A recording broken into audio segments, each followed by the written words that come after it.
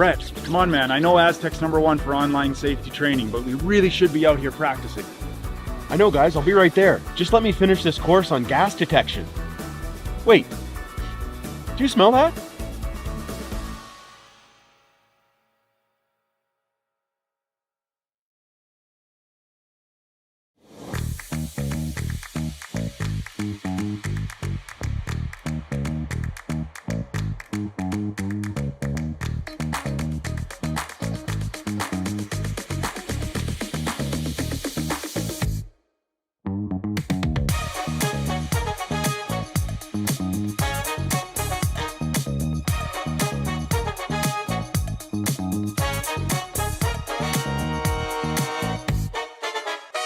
Driftwood Brewery, Esquimalt, crafting world-class beer since 2008. This is where beer is made.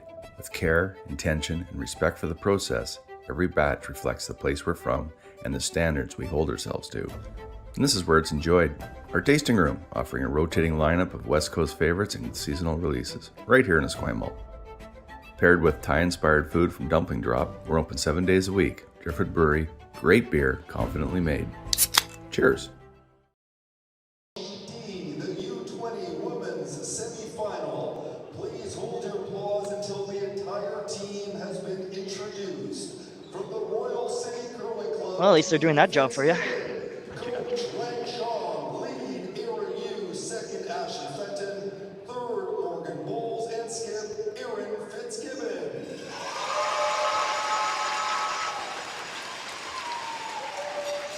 And from the salmon arm showing Kamloops Curling Club's Team Monteith. Coach Kirsten Deschamps, lead Scarlett Hutchinson, second Kira O'Shea, third JC Holstrom, and skip Danielle Monteith.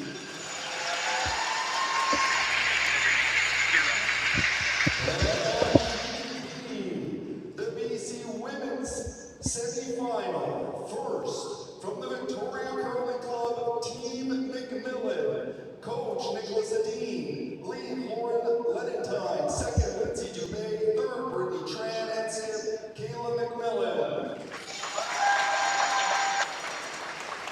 Taking on from the Victoria Curling Club, Team Reese Hansen.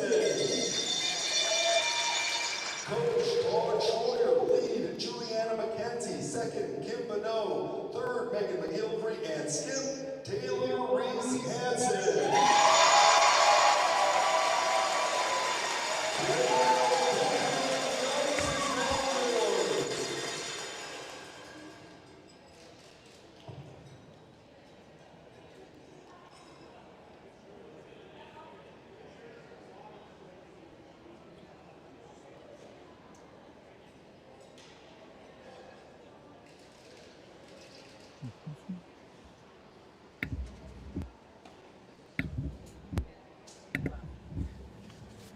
And welcome to the semifinals of the British Columbia U20 Women's Curling Championships from Esquimalt, BC. I'm Glenn Prince, and I'm happy to be joined by Reese Gamache today. Reese, how are you? Glenn, I'm awesome, man. I'm sitting here live with the fans. I'm experiencing it just like they are, shot for shot, live for live. Yeah, lots of cowbell to come, I'm sure. Our feature game is Team Fitzgibbon against Team Monteith. They met in the round robin in draw 3. Fitzgibbon won that game 9-3, so should be interesting to see how they bounce back in this semifinal game. Absolutely, Glenn. And Team Monteith coming off 2 wins off of yesterday there, so they're feeling pretty good coming into this. Team Fitzgibbon will have the hammer, so we'll see Team Monteith's lead. Scarlett Hutchinson, as soon as the clocks are figured out, it looks like maybe. It's always got to be that pause before the big surprise, right? Yeah, we were talking last night how timing is an underappreciated art and very difficult if you've never done it before.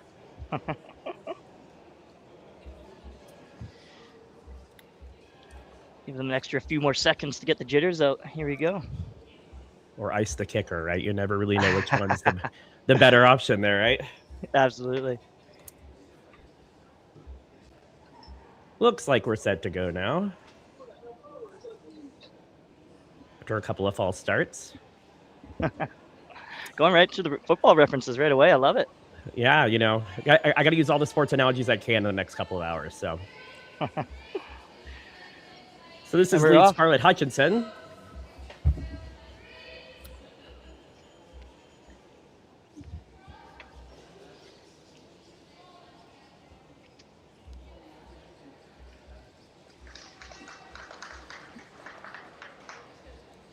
And right where the skipper called it, he gets touching that center line, so it can't be moved.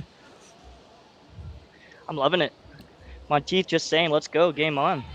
I expect nothing less from these two wonderful teams that managed to make it all the way here to the semis. So game on, first end, let's go. Yeah, this is lead RAU for Team Fitzgibbon. Team Fitzgibbon finished the round robin 3-1. They are the second seed. That's also why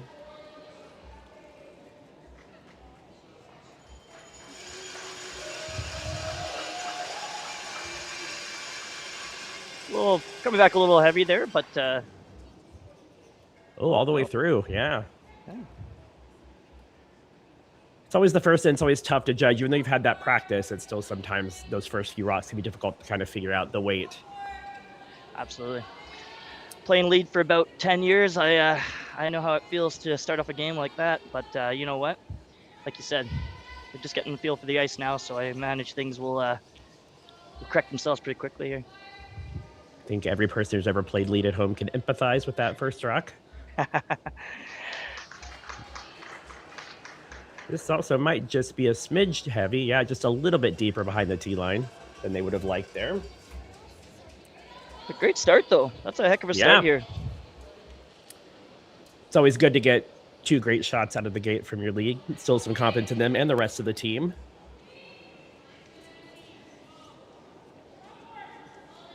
You know, speaking about confidence, there's a interview earlier on that we were watching, and I love the comment that team Skip there from Monteith said. She says, you know what, we're coming into this, we're just looking to play in the moment. And I think I love that because, you know what, if I was her teammates and I heard my skipper say that, I'd be like, all right, she's feeling it. You know, no pressure. They're just going to come in, be in the moment, make some shots, and see how it happens. See what happens. And speaking of making some shots, a really good second stone there.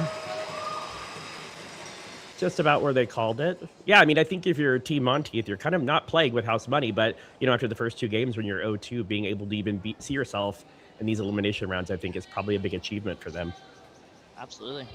Especially coming against a team here that's had some experience on arena ice before, too, so. Yeah, and a team that's been fairly successful on that arena ice as well. Yep.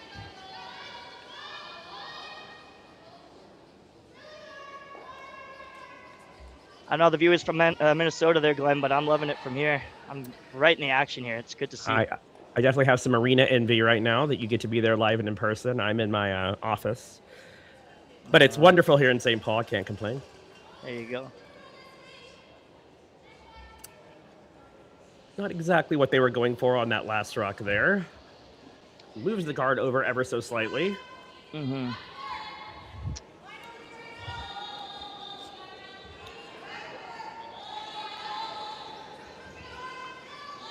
Let you go for a hit roll. Yeah. If you are new to curling or don't watch a lot of curling, you'll see a lot of hand signals from the sweeper who's not sweeping, right? So they'll usually be telling them, wait, and sometimes communicating another sweeper whether they need to sweep for curl, keep it straight, that kind of thing, just kind of communicating what the skip's communicating to that one sweeper. But a nice shot there. Absolutely, and that's what the fans are indicating right there when you hear those noises. A lively crowd, which is what you'd like.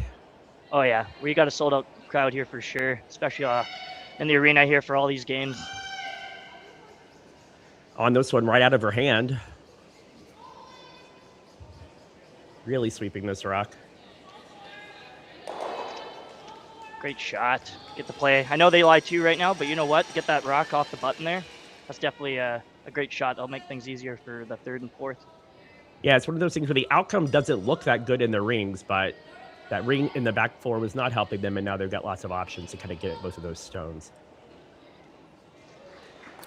So Team Fitzgibbon's looking to lie three. Gonna ignore the center guard, which I don't mind. I don't hate seeing them maybe come around that, but I guess they figure it's the other team's rock, so they're gonna keep this open. I think it's dealer's choice on that one, right? It's kind of like, what do you prefer?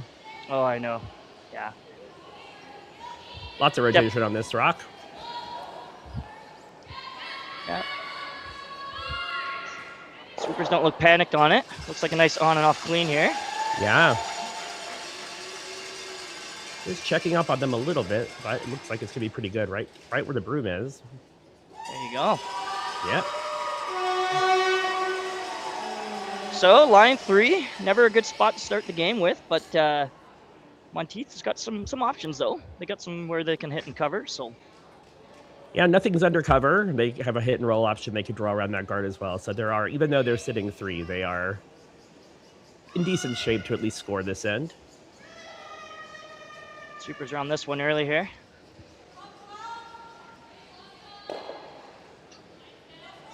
And that is not ideal. That guard was actually probably a usable rock for them, and they've peeled their own guard out there. So now it could be some trouble for Team Monteith, depending on what Team Fitzgibbon chooses to do.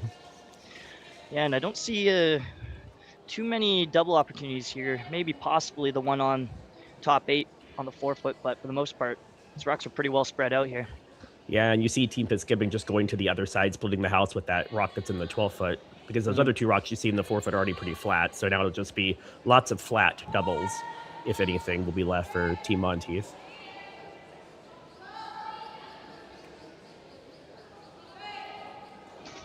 So sweepers like this one too, just to seem to be off and on it right now, guiding it in. It's always a good sign. Going on it now, just to make sure. You don't want it to come up light. Oh. A little short. Definitely wasn't from a lack of trying. That was a great sweep by the front end there. Just a little hair short. I think they got caught a little bit there. They didn't seem very panicked out of her hand, right? Lots of sweeping late, but I think maybe that just came up a little bit lighter than they anticipated out of her hand. Yeah. You don't generally see too much in the warm-ups where teams going through the middle there, so it might still be a little bit frosty in the middle section there between the 4-foot lines. Yeah, those inside-out pass always find are tricky, especially in the early part of the game. So Team Monteith electing to hit the shot rock. Knows it. Okay. Yeah, eventually, if they don't roll away or make a nose hit here, right, there's a potential double available then for Team Fitzgibbon, or Team Monteith.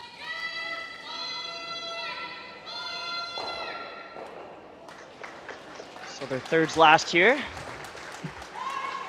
Throwing some decent weight. Certainly not light. Looks like she's gonna pop this one right on the nose. Oh, slight roll. Rolls away. I think that's a pretty good outcome there. I think if they nose hit that, then there was a more makeable double there. Gosh, I ever wonder if a triple's there. If she hits this just right, maybe. No, I think it is a little too flat there. But at least gave herself an opportunity to make a double here and maybe get herself out of some trouble.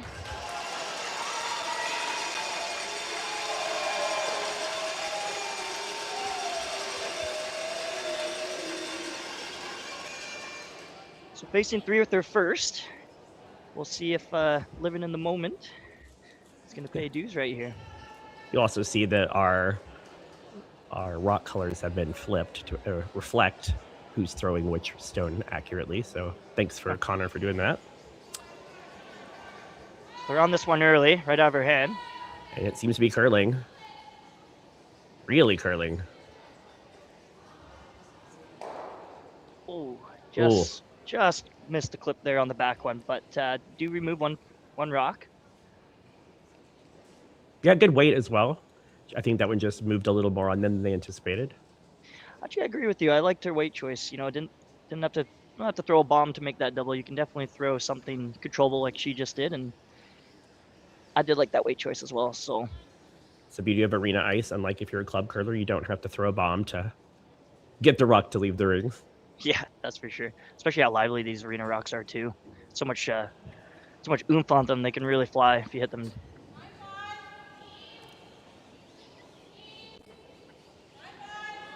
Fitzgerald's first. Is she electing to come around the guard here, Glenn? I believe so, right? I think so. I think you mean Fitzgibbon. No worries. Fitzgibbon. My apologies.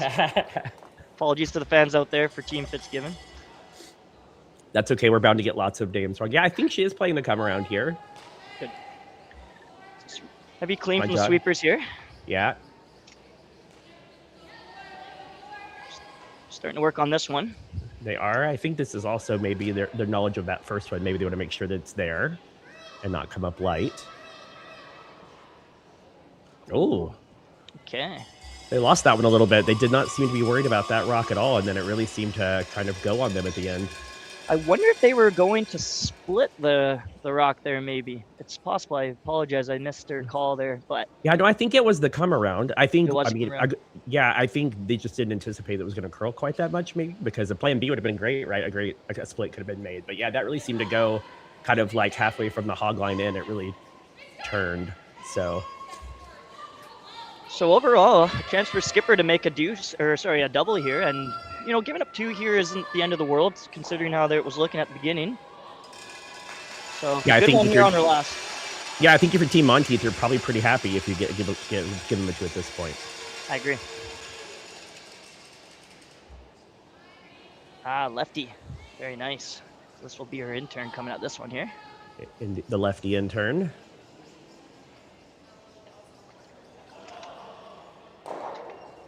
Oh. Yeah, be sure you get that out. Yeah, you want to sweep that one out for sure. There you go. Good comeback Excellent. shot. Yeah. Beautiful. So actually, sorry, go ahead, bud. No, go ahead. I was just gonna say, Glenn, yeah, now she could possibly look at playing the split if she likes. I got a good view of Yeah. it here, and it's about a half rock to for chance for 3 here. Yeah, it doesn't. I mean, I don't. They may be playing the split. That looks like that could be ice for that. Although I think I probably played a little tighter than that. But yeah, I mean, I agree. That's a pretty makeable split. But also 2 in the first end is a really good outcome as well. So Absolutely. last rock here in the first end for Erin Fitzgibbon.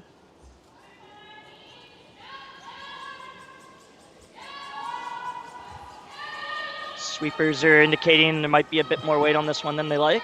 Yeah, I think the sweeper's yelling board, So they are playing the split, which is great. or maybe more, because that doesn't quite look like board weight to me. Really? Oh, great try. Yeah. Great first end for Team Fitzgibbon. And at the end of the first end, Team Fitzgibbon leads Team Monteith 2-0.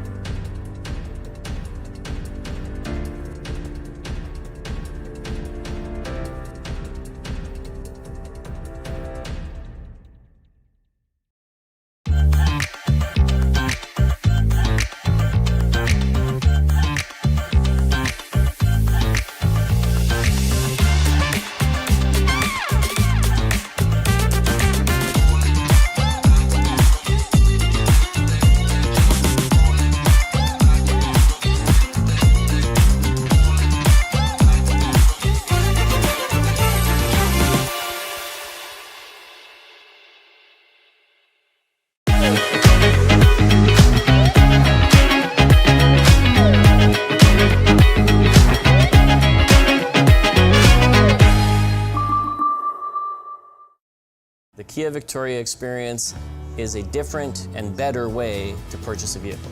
We believe that the more positive your car buying experience, the more you're going to love your Kia. When we say the right thing to do, we're talking about putting the customer's needs first. It's about being honest and transparent, both in sales and in the service department, and it's also about treating everyone equally. If you haven't considered Kia Victoria, I would say come see it for yourself. You're going to be impressed with the people that you meet and impressed with the product.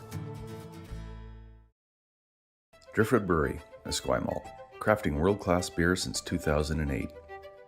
This is where beer is made. With care, intention, and respect for the process, every batch reflects the place we're from and the standards we hold ourselves to. And this is where it's enjoyed. Our tasting room, offering a rotating lineup of West Coast favorites and seasonal releases, right here in Esquimalt. Paired with Thai-inspired food from Dumpling Drop, we're open 7 days a week. Driftwood Brewery, great beer, confidently made. Cheers!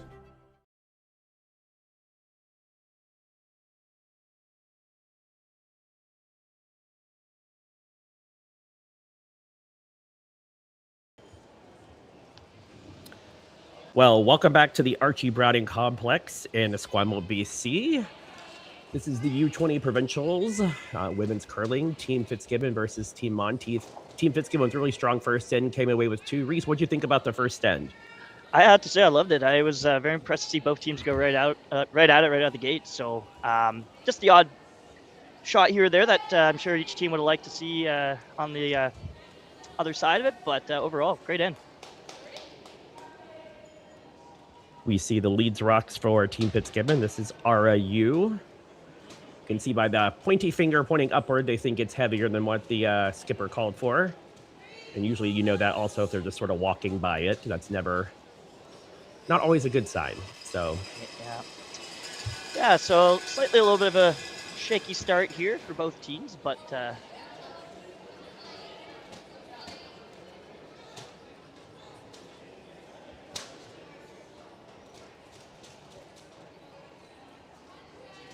this is Team Monteith second.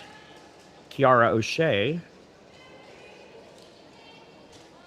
I've definitely been in this position myself. Actually, I've been fortunate enough to win one of these events back in my glory days, we'll call it, Glenn. But I know going into the semis here, you know, it's definitely a different emotion for sure, especially coming off a round robin where you only actually played 4 games, I saw. So limited teams in the U20 division right now. But, you know, you don't get a lot of playing time through 4 games. So, you know, in only the 5th game here, these teams still got some work to do as far as just filling out the ice and things like that. Yeah, also selling the nerves, right? It's a big part of it, channeling those in the appropriate manner. Not that these teams haven't been in situations where they've probably played for things before, but always good just to kind of get in the hack and calm those nerves before you release those rocks. Oh, they're sweeping this rock all the way. I remember my first shot of Junior Nationals, the first time I ever played in arena ice, and I threw it through the house. So nerves were eventually calmed after that. I'm the king of the first rock hog violation, so I have no room to talk. So you've probably bought maybe a pitcher or 2, huh? Or maybe some Malort for those of age. And absolutely. Mm-hmm. So as we get back to action here, relatively an open end. It's like Team Monteith electing to play the hit and roll and just hitting it a little bit low side, rolling out there.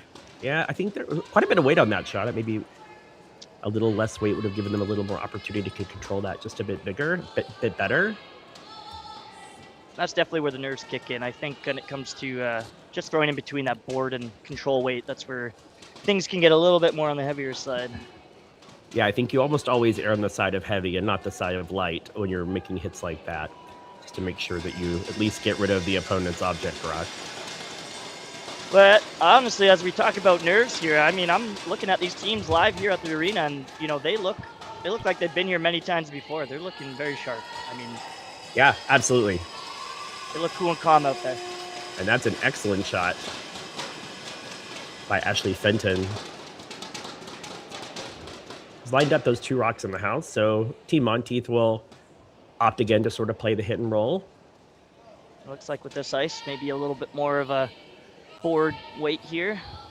Sticking around here is definitely key for this for sure. You don't want to roll out in this scenario.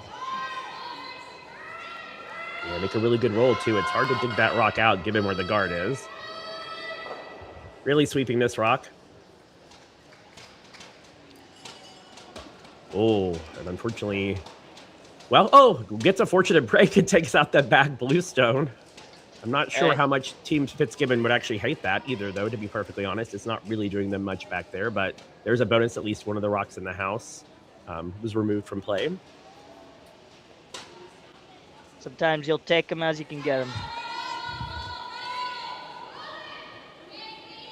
So looking to put up a guard here, I believe. Is that right, Glenn? I think it's either a guard or they may be coming around. Actually, she seemed to gesture to come around to sort of make a better second shot, or shot rock actually, than the one that was in the back 12. Obviously, sweepers are going on this pretty early here. I wouldn't say it's not heavy, so maybe they were playing the straight up guard. No, I think they were playing the come around to the 4 foot. Yeah, in that scenario. Yeah. But not a bad spot nonetheless. Do set up a potential blue double here if Team Monteith does want to elect to play it. But I don't hate coming around these, which is exactly what Skipper's calling. So I love that. I love the come around here. Those guards are staggered, so it does make it a little bit difficult, too, for Team Fitzgibbon to use them offensively. There's still options for them, but they're more difficult now. This is Team Monteith third, JC Holstrom. And they took a lot of ice for this shot. Yeah, they're definitely anticipating. Sweepers were on it a bit early, but it looks like now... Oh, here it goes, catching the curl. Looks like they're going to get by with plenty of room here. Can they get it to move over enough to be behind cover? I think it's going to be just shy of being able to get that rock behind those blue rocks into the 4th foot. Yeah, I mean, they were taking the broom was almost to the 12th foot for that. So that was a lot. Maybe they thought it was going to curl there more in that instance. Yeah, I think that's kind of when you come from arena, from club, definitely the boards generally are a little bit frostier, but I think they'll pick up pretty soon here that it's going to probably be relatively the same speed on all throughout the ice here. Yeah, and I think it was a good guess. I mean, they hadn't played that far out yet in the game either, so making their best guess there. Excellent hit and roll there from Morgan Bowles. Hear it from the crowd right now. Getting it on the replay here. Great weight choice. Excellent weight control, too.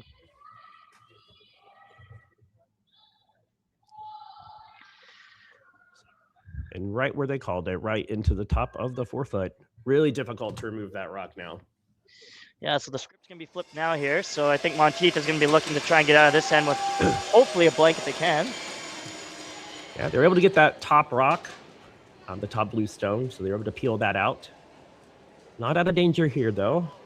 Those blue rocks are still in pretty good position, so...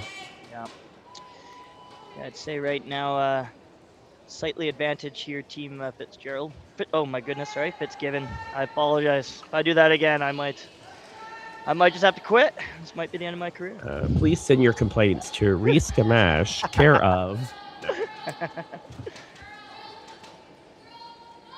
Yeah, I couldn't tell if they were calling a 3 or maybe into the top 12 foot here for where Fitzgibbon wants to position this rock. I think I'm looking at. It looks like they were looking for a guard here. Yeah. If I'm understanding correctly here. And if we're on the outturn side of the center line, I think it could also potentially help choke off the draw path over there or make it very difficult since the scoring area is so limited given where their shot rock currently is. So, my correction, they are coming around their tight guard here. Look to create a bit of a stagger, give basically no draw path here for the opposite team if they can make this come around here.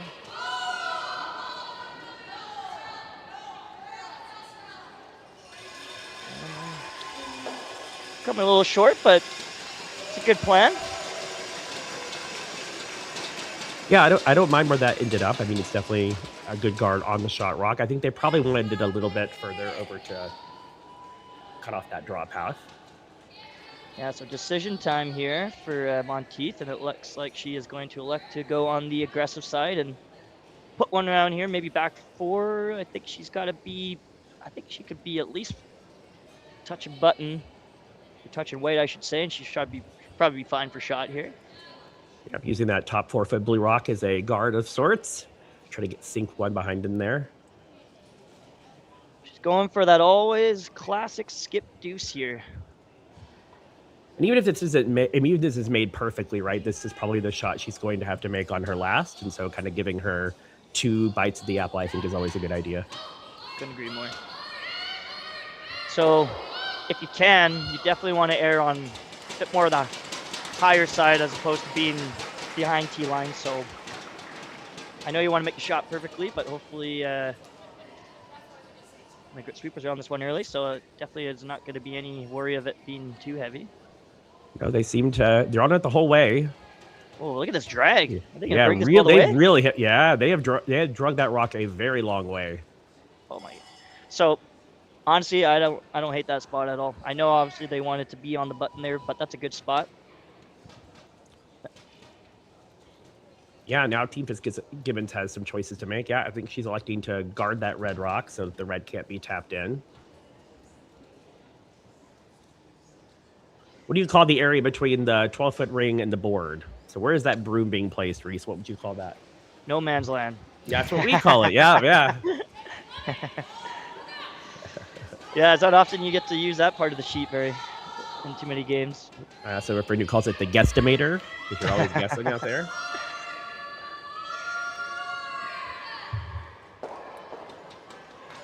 So this will be the final stone from skip Erin Fitzgibbon.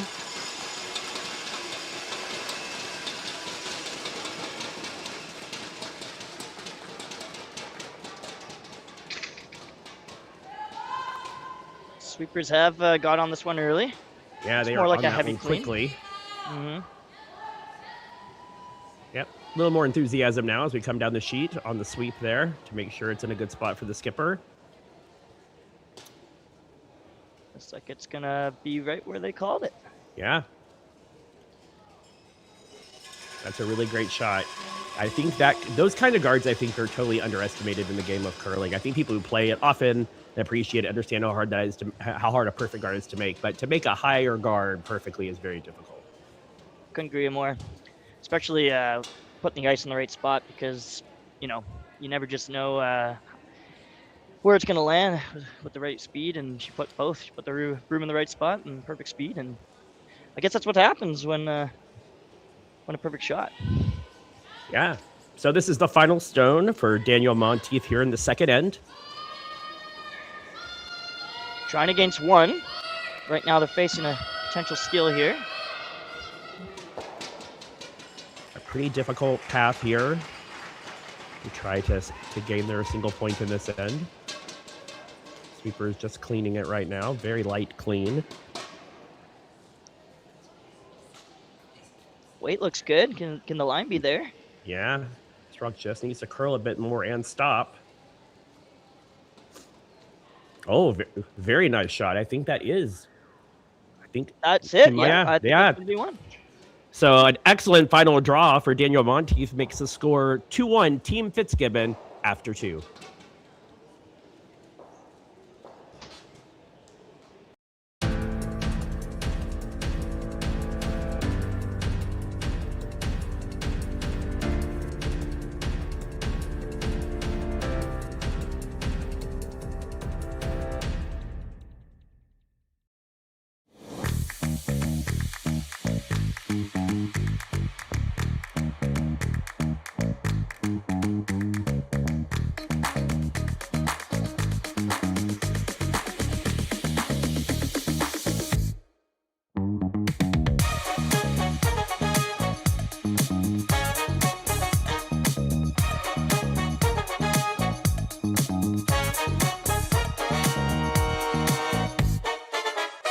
Welcome to therockshop.net, the official store for the Grand Slam of curling. Whether you're looking for the best hats, stylish clothing, fun toys, or unique accessories, The Rock Shop has it all. Shop online anytime at therockshop.net for exclusive Grand Slam of curling gear, or come see us in person at your next event. therockshop.net, where fans find their favorite curling gear. Aztec Safety is #1 for online safety training. Aztec Safety is the proud sponsor of the Aztec Safety Challenge, the #1 event on the World Curling Tour. And Aztec Safety has been a proud sponsor of Team Jacobs on our quest to represent Canada at the Olympic Games.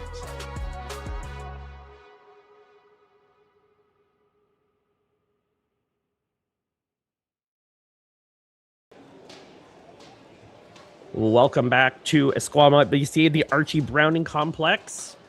You have tuned in for the British Columbia U20 Provincials, the women's semifinal.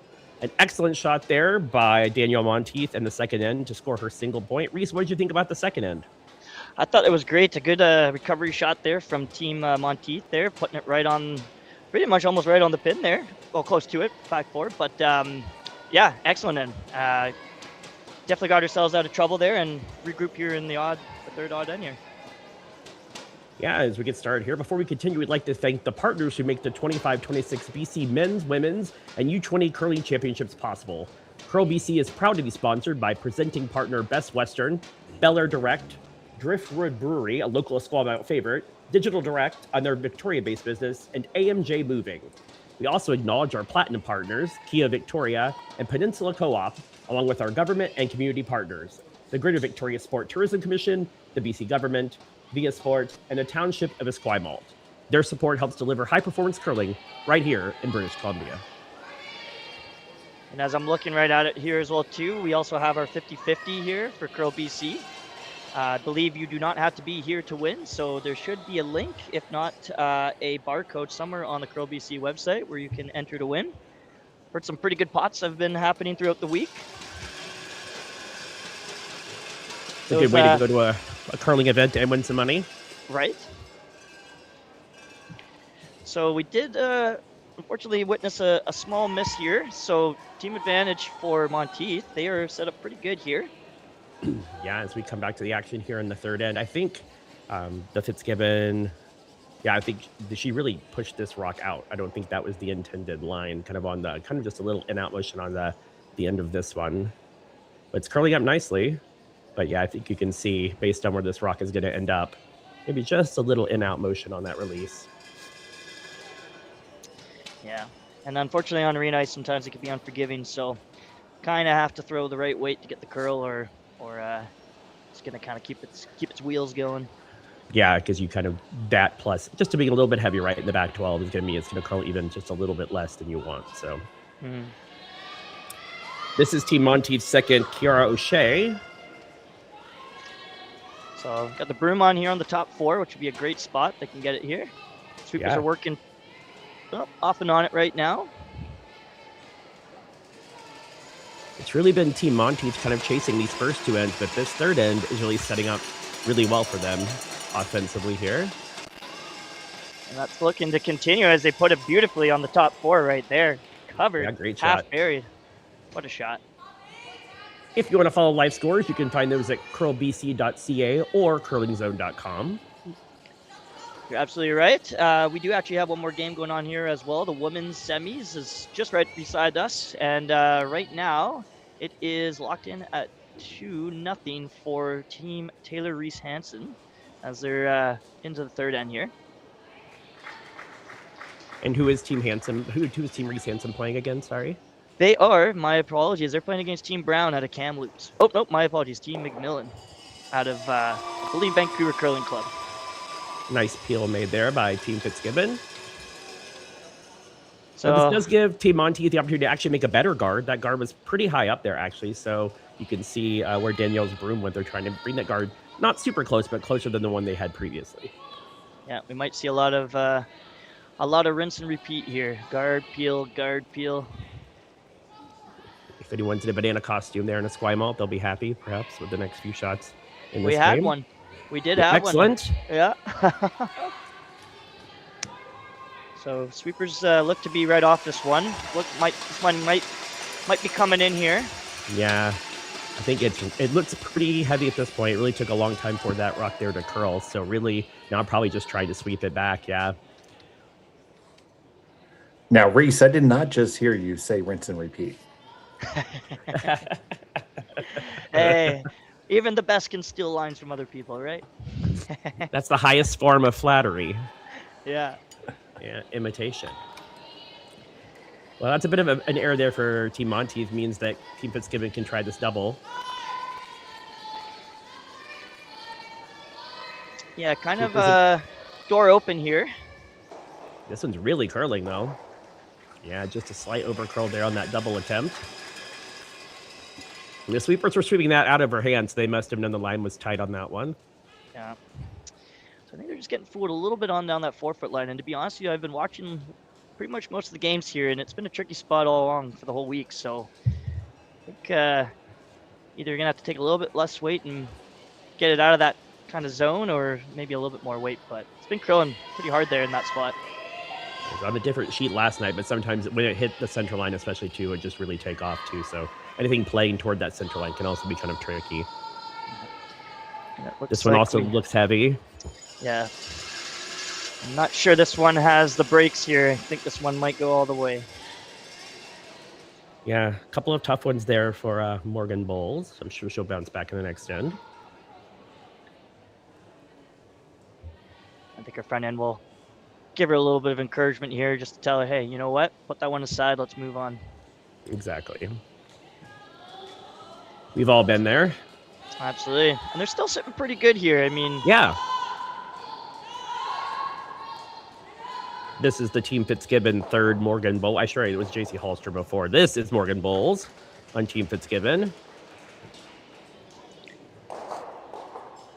great shot. And Mission that's a beauty. Yeah, and beauty. hangs around. Yeah.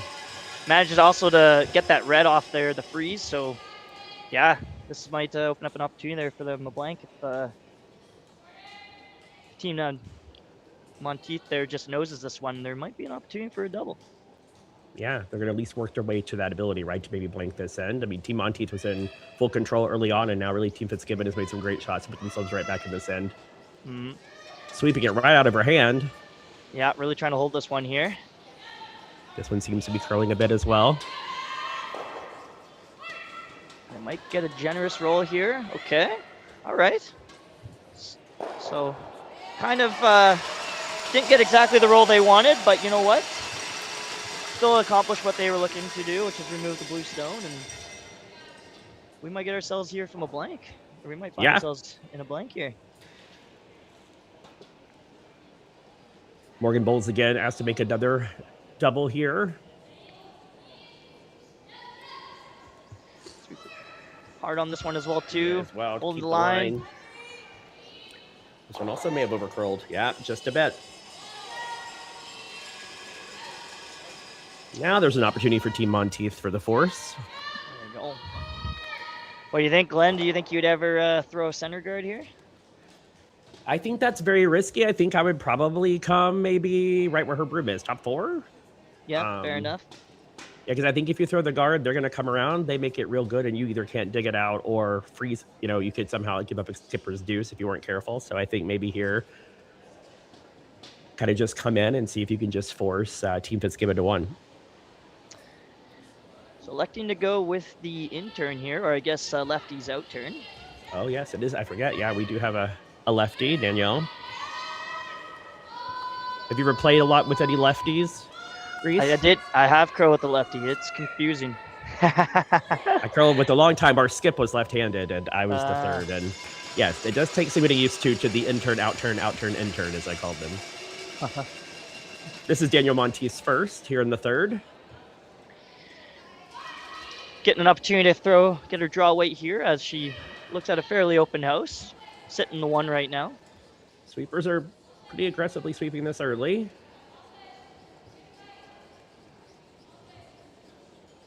So it looks like the call is in the house, and I don't think it's going to be quite where they anticipated. But they are dragging it really far. That was a really good sweep there by the Team Monteith front end. I think it's just shy of the rings, it looks like to me. I believe you're correct. Yep. We're about I'd say from my view about a rock's length off the 12-foot there. So, like you said, a good sweep there by the front end. Just a little shy, but you know what? It's kind of fun because it puts Team Fitzgibbon's into a situation. And looks like they are going to go for the come around. So skipper's saying, "Bring it on! I'm going for skipper's deuce here." Nothing better than the skipper's deuce. And also, if this isn't made perfectly, Team Monteith can still work their way into a force in this end. So this will be Erin Fitzgibbon's first here in the third. So she's got a lot of room to play with here. So only has to be pretty much full 12 to be shot.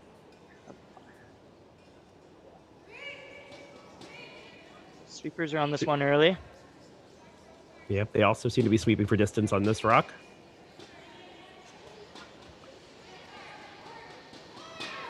Yeah, this rock seems to be curling pretty early here. So maybe the guard that was just thrown may turn out to be exactly where Team Monteith needed it. And they'll try to help them to see if they can get that rock onto the rings.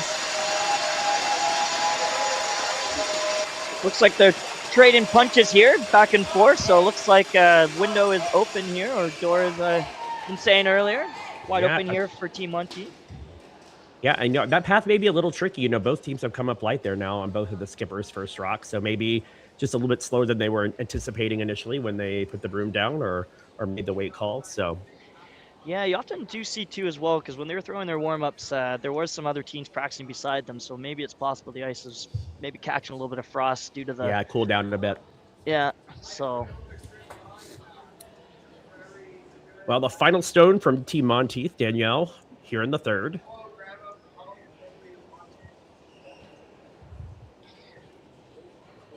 So no lack of curl, putting the broom out there in edge of 12. We've seen that on both sides of the sheet. Both the in-turn and the out-turn are really curling today. Lots of good curl. Sweepers are kind of stepping away from this. I think they think it might be heavy. Looks kind of heavy coming here into the house. I'm not sure that's going to stay in the rings. Yeah, it doesn't look like Team Fitzgibbon thinks so as well with the light sweep there. So a slight over correction there, but you know, I think that's going to give her an idea now. She'll find that in between. Yeah, and still, the force is still on for Team, I believe, for Team Monteith. Absolutely, yeah.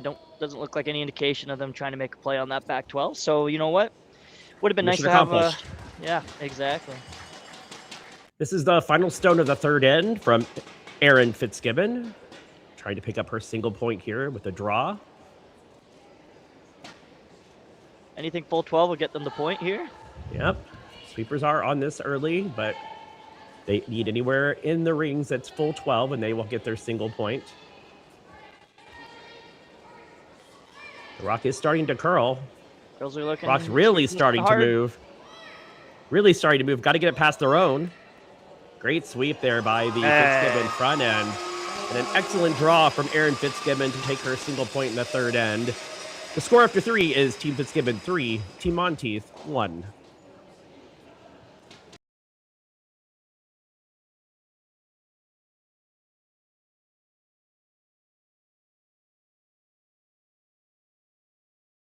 Aztec Safety is #1 for online safety training. Aztec Safety is the proud sponsor of the Aztec Safety Challenge, the #1 event on the World Curling Tour. And Aztec Safety has been a proud sponsor of Team Jacobs on our quest to represent Canada at the Olympic Games.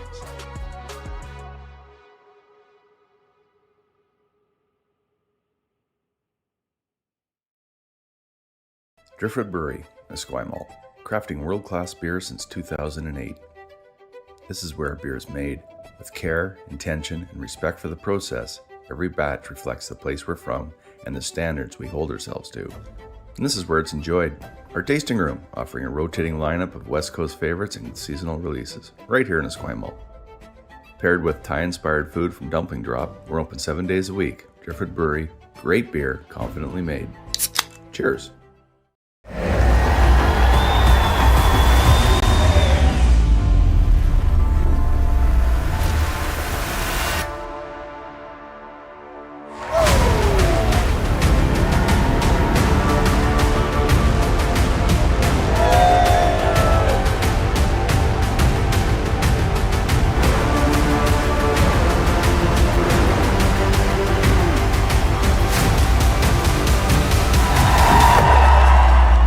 Unstoppable.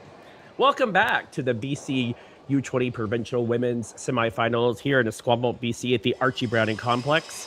An excellent draw at the end of the third end by skip Erin Fitzgibbon. Makes the score 3-1 Team Fitzgibbon after 3.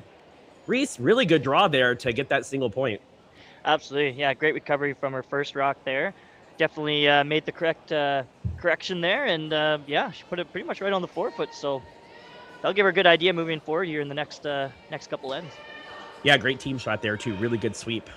Absolutely. From the Team Fitzgibbon front end. Sometimes the sweepers don't get enough credit for all the work they put in to make that shot made, but a great team shot there by Team Fitzgibbon in end number 3. Here we were starting end number 4.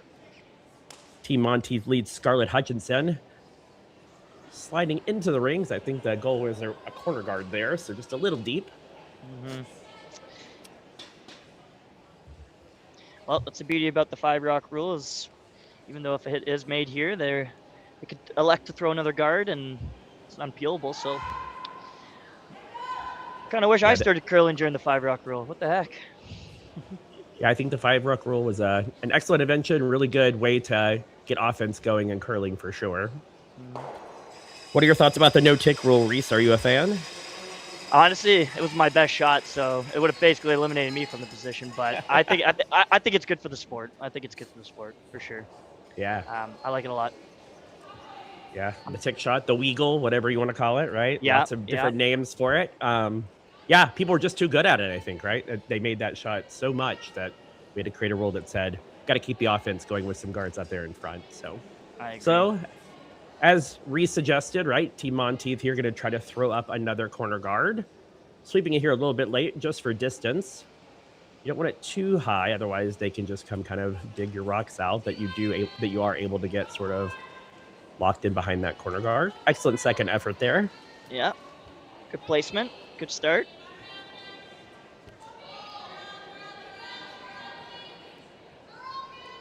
Fourth end here, and up by 2. I don't know. What do you think, Glenn? Are you thinking going aggressive here? What's the goal here for Team Fitzgibbon? What do you think? Yeah, I think playing for a steal isn't a terrible idea. Also, I think just, having forced to 1 and getting the hammer back is never a bad idea either. I'm probably one of the more conservative curlers. I'm the kind of guy that if I've got 2 points, I'm pretty happy about that. So if I've got a 2-point lead, I'm going to do things to sort of use that lead to my advantage. But yeah, I think right now, given how the end has started, I think, kind of a low pressure steal kind of opportunity where you wouldn't be able to give them more than 1, but you might sneak away with 1 yourself is a great game plan here. Yeah, couldn't say better myself. I know we're always taught to try and score in the even end, so yeah. Definitely. It looks like it's going to be cleanup time here. Yeah, and I do think the blank is still on for Team Monteith. They're a couple shots away from it, but they could still work their way into a blank here. But first things first, make this double. From Kiara O'Shea. Right out of her hand, sweep is called. Definitely heavier than they anticipated, it seems, with the finger pointing skyward from JC Holstrom. They do eliminate 1 blue rock in the house, but the goal there was the double. So kind of back to where they were before 1 rock before. That was the setup before this rock. I like this play. Peeling the one guard that Team Monteith has. Yeah, I think this is probably the right choice here, I believe, too. Try if you can get a blank and 4. That's actually kind of a win for the other team as well. So yeah, you could also play slightly less weight potentially and maybe roll that thrown rock over to kind of guard the blues over there. Well, looks like they're electing to basically get rid of it. Appeal. Yeah. Called and made. There you go. Yeah, can you make that double there? Yeah, I think that's at least worth the shot, right? Worth the try. If you miss it, you're still going to get rid of 1 rock. Throwing the end turn here.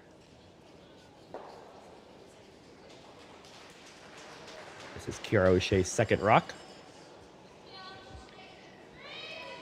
Looking to make the double on her second here. I think that might have been a little tight out of her hand. Really sweeping this one the whole way down. Oh, just over the top. Really good attempt there, though, on the double. That was a fairly tricky angle, too. I know they're close together, and it looks pretty easy, but that angle is not the easiest angle to manufacture, and because they kept the weight down just ever so slightly, which I liked, made that a little more difficult, perhaps. Now just get rid of the Team Monteith stone here. Yeah. They stuck around, though, so that's always key. Make the other team have to do something with it. Give them something to look at.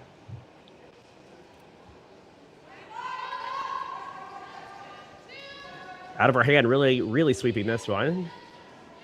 Now off, now still sweeping. Looks like they're sweeping for line here. Really good shot, yeah, right on the nose. Beautiful. It looks to be mostly all hits for Bulls here in the early goings, but she's making pretty much. Yeah, all she's made a ton of great shots in this game. Really playing well. Absolutely. It's a really well played game overall so far, through almost 4 ends. I agree. Like I said, we were talking about nerves early, but you know what? I think they're pretty much in their zone right now, and both teams are just they're just trying to figure out. Maybe slightly would have put the broom on a few shots, but other than that, they're looking pretty darn comfortable out there. And interestingly, have they taken their? No, they haven't. Are they allowed to talk to their coaches? I guess so, eh? Because the clock is still running. Yeah. Okay. I apologize to the viewers at home. I don't really know. Those rules have been in flux as well about when you can talk to your coach and all that good stuff. Lots more talking available now to teams. Yes, I'll be honest as well too to our viewers. This is something slightly a little bit new, but for me as well. I really like that. I mean, I like having more voices involved. If the players want to go to their bench and chat, I really think that's totally fine because it's not without the consequence, right? You are losing time, right? It's not, the clock is not stopping, so it's not as if you're taking time away. I think it's good for the development as well too. I mean, you know, like I said, there was only five teams in this U20 provincial, so you know it's good to develop all the players that are involved as much as they can. So I like this. I think it's a good thing for the sport. Me too. This is JC Holstrom throwing third rocks. So it looks like the discussion was to get rid of these blues. Yeah. Okay. Pops it on the nose. Yeah. Yeah, I think here you probably want to try to hit that red rock and roll away if possible. Get some distance between your two rocks, so it makes the double more difficult. Yeah, maybe come across the face here and try and roll to the open side there if you can. Yeah, you got a long way to roll too, right? Where you can still be in position to sit too, so. Key here is to stick around. You want to make sure that you don't give your team the bailout here. Yeah, you don't want to hit the hit and roll out. You want to hit the hit and roll, that is for sure. Right on the nose, it looks like. Yeah, okay. So actually, angles are looking pretty good for Monteith. I think they can have another crack at a double here if they want to attempt it here. Yeah, I actually think the angle looks a little bit better, maybe, than it was previously. That's the danger when you keep those rocks thrown on the same side, right? Sometimes enough hits and you can get in a better position in your double. Oh, she might be playing. I actually think she's gonna. I think she may have gestured to play the hit and roll in. Yeah, I'm seeing a change of pace there too. Yep, looks like that's what they're doing. That's the offensive call here. This is JC Holstrom's second rock here in the fourth end. Sweepers are on this one hard, working it, holding it for line. Yeah, you got to be sure you stick around here for sure. And I think it's going to. Oh no! Well, trying hard to get it out of the back there. Really good attempt there though. Just rolls a bit too far and out the back. I like that call though. That was a very offensive call from Team Monteith and almost worked out perfectly. So I agree, because I think if you don't make that potential double there and you only sit second, then you're going to give advantage to Team Fitzgibbon to just to put that, you know, not clear the house, sorry, spread the house. They could have just drawn for their two there. So yeah, I agree. I like that call to hit and roll. Get aggressive, get on the offensive side. And still got rid of one of the opponent's rocks, so no danger of a steal here. So Fitzgibbon just coming off a beautiful draw on her last end here, so she's got pretty much the whole house to work with. Sweepers have really judged her rocks really well all game thus far, so I anticipate another pretty close effort. I believe this team Fitzgibbon has been playing together for quite some time, so they got a lot of experience with each other. So total team trust in all four of them, it looks like. Got to go a little bit here to get around their own rock, make sure it gets buried, which I think is the objective here. Not quite where they wanted that rock to end up, because now there's another double opportunity here for Team Monteith.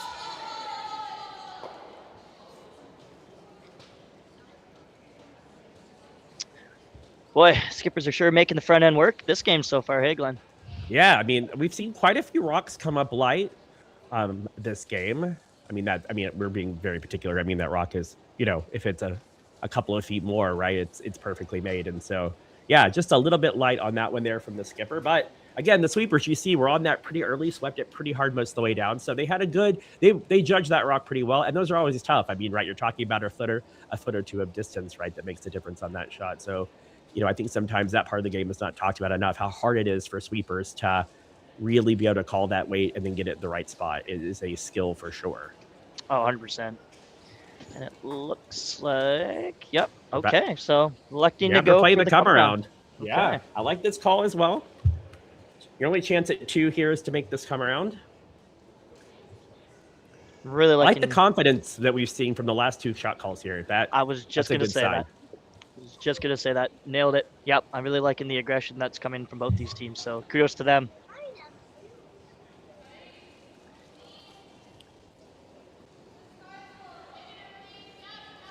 She can make a good one here. It's going to be pretty tough to remove that rock. I don't think there's going to be any plays on those top blue. This is Danielle Monteith, the skip's first rock here in the fourth end, trying to make the come around to the 4-foot.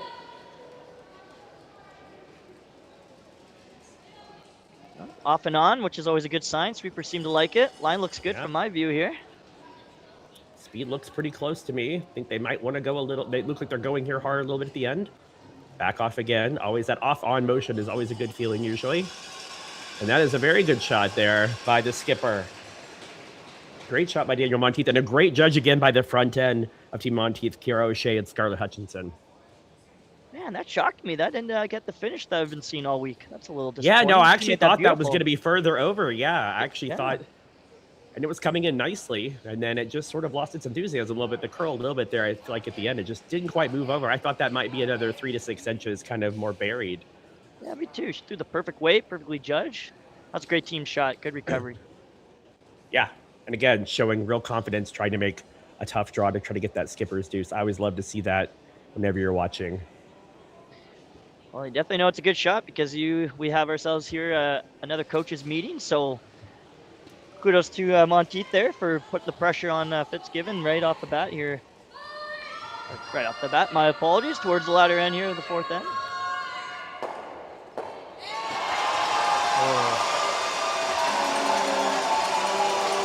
I'm going to assume that Taylor Reese Hansen has made a really good shot on the other sheet playing currently. Exactly. As Fitzgibbons makes her way down here to the other end. Yep, you pretty much called it. She made a run back there to sit 2, I believe. And probably made it look real easy.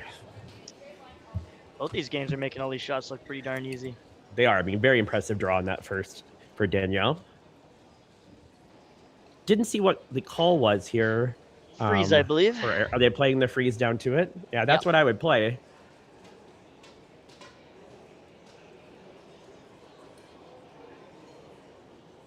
Skips have been drawing pretty well overall this game, so sweepers are on this early. Yep, this one looks like it's going to need some work here. Yeah, it's also starting to curl now. If you're new to curling or don't watch a lot, usually if it starts to break early, that can be an indication that the rock is going to come up light on you, and that's exactly what's happened here. Unfortunately, to Erin Fitzgibbon, just a little light on that draw. It wasn't a lack from sweeping. Those girls worked hard on that at the front end there, so great sweep by them. Sometimes, you know, just because it doesn't get there doesn't mean that the front end didn't do everything they could. You know, right out of their hand, they were sweeping that one. So they clearly knew that the skipper had come up a little bit light on this one. So out of nowhere, you know, we talked about that offensive play by Danielle Monteith, and here we go. She has to make a draw to the full 8 to score a deuce here in the fourth end.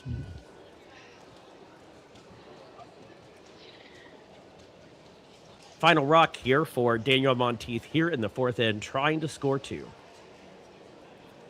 Skipper's got a great pre-shot routine as well too. Very consistent what she does every time.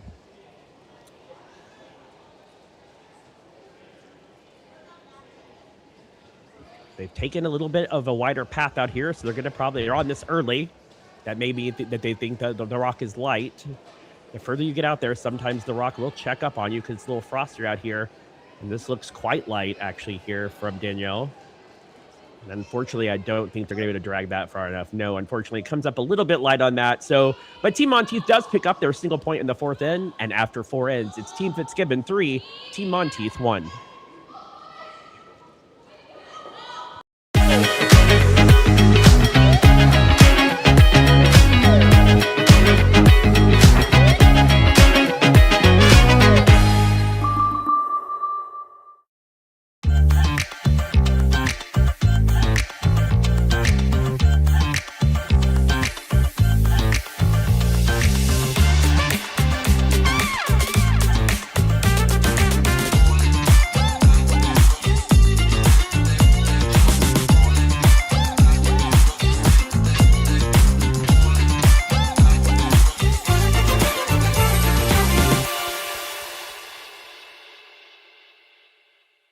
When I was younger, I thought purpose had to be big, like changing the world. But then there's the little things, like fueling someone's car before an early shift, or helping someone find the perfect bottle to toast a special occasion. making sure the shelves are full so a family can cook dinner, so those kids can have their favorite treats. Like giving back, like making everyone's day just a bit better. Maybe that's exactly our purpose. Developed over a decade in collaboration with the finest ice makers this side of the Atlantic, the Pebblehead PB5 is nothing short of a triumph of sophistication and craftsmanship. Weighing less than half its lumbering copper predecessors, yet boasting tenfold their durability, the PB5 delivers perfect, consistent ice, time after time. The PB5 by pebbleheads.com, the apex of ice-making ingenuity for the roaring game of curling. Well, we are here in the fourth and break of a very compelling curling encounter here at the BC U20 Provincial Women's Curling Semifinals. Team Fitzgibbon leads Team Monteith 3-2, and it's been a very well-played, close game. Lots of great hits, lots of great draws, lots of confidence on the ice. Reese, what have you thought about the game so far? I agree. I think the aggression from both teams is giving the fans something to cheer about. It's been a game of inches here, as you can tell from the close score, 3-2. But overall, I'm very impressed with both teams. I think they're putting on a good show for the fans, and I'm enjoying myself watching it. So, excellent. So we'll see you back here in a few minutes after the fourth end break. Remember, scores can also be found online at curlbc.ca as well as curlingzone.com.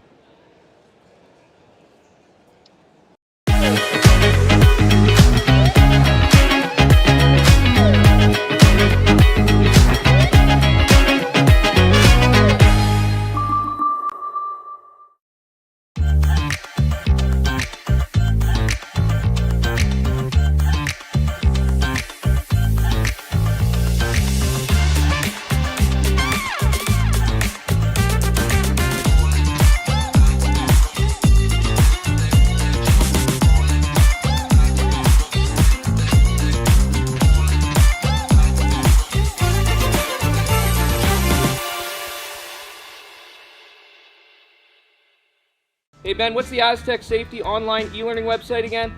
Yeah, that would be aztecsafety.com. Fire extinguisher and firefighting, we'll send that one to Paul. Ah, now here's a course I should probably take. Conflict resolution. Power line safety. Yeah, I thought it might help me with my line calls. Did you know this Aztec website has over 100 safety courses? Jeez. Aztec Safety online course. Ground disturbance. Could have used that a few seconds ago.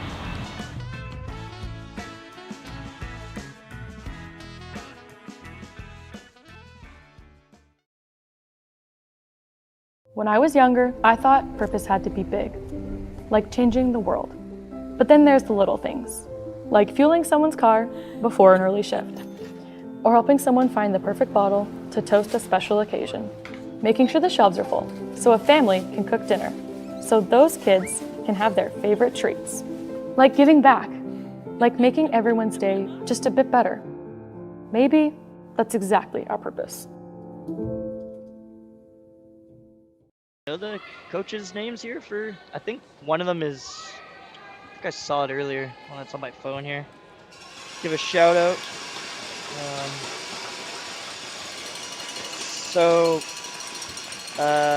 Team Monteith has two coaches here, Glenn. Okay. Calder Fadden. Calder? Yeah, Calder Fadden. And then Kirsten Deschamps. That's a cool last name. Is it like Deschamps? Is that spelled? Oh, maybe. Yeah, it's Dechamps. Yeah. So yeah. I'm butchered that one. No surprise. That's all right. And then for Team Fitzgibbon, it looks like it's Len Chong, Chong. Yep. So there you go. Perfect. Yeah, we'll give them a shout out. Perfect. So I guess being that it's 8 ends only, I figure we'll have to throw another sponsorship shout out. Yeah, so we can a little more sponsorship shout as we sit here in the fourth end. We'd like to thank the partners again who make the 25-26 BC Men's, Women's, and U20 Curling Championships possible. Curl BC is once again proud to be sponsored by the presenting partner Best Western, Bel Air Direct, Driftwood Brewery, Digital Direct, and AMJ Moving. We also like to acknowledge our platinum partners, Kia Victoria and Peninsula Co-op, along with our government and community partners, the Greater Victoria Sport Tourism Commission, the BC government, Via Sport, and the Township of Esquimalt. Their support helps deliver high-performance curling right here in British Columbia. And we are excited to be here at the Archie Browning Complex in Esquimalt, British Columbia. The second half of the game will be up here in just a few moments between Team Fitzgibbon and Team Monteith.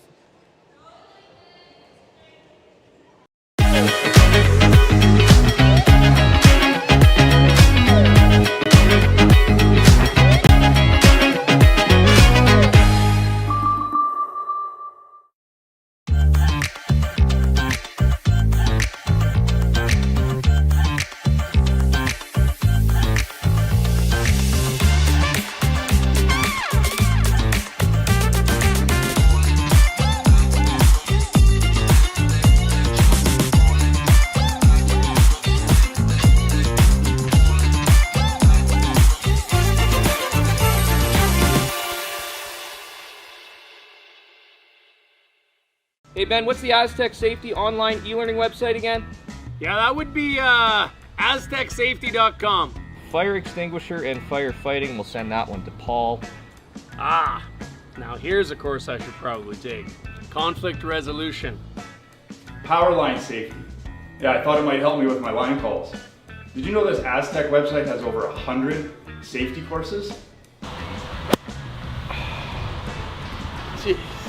Aztec Safety online course. Ground disturbance. Could have used that a few seconds ago.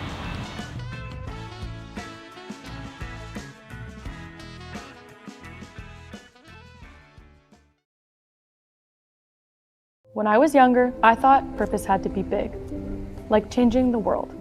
But then there's the little things, like fueling someone's car before an early shift, or helping someone find the perfect bottle to toast a special occasion, making sure the shelves are full so a family can cook dinner, so those kids can have their favorite treats, like giving back, like making everyone's day just a bit better.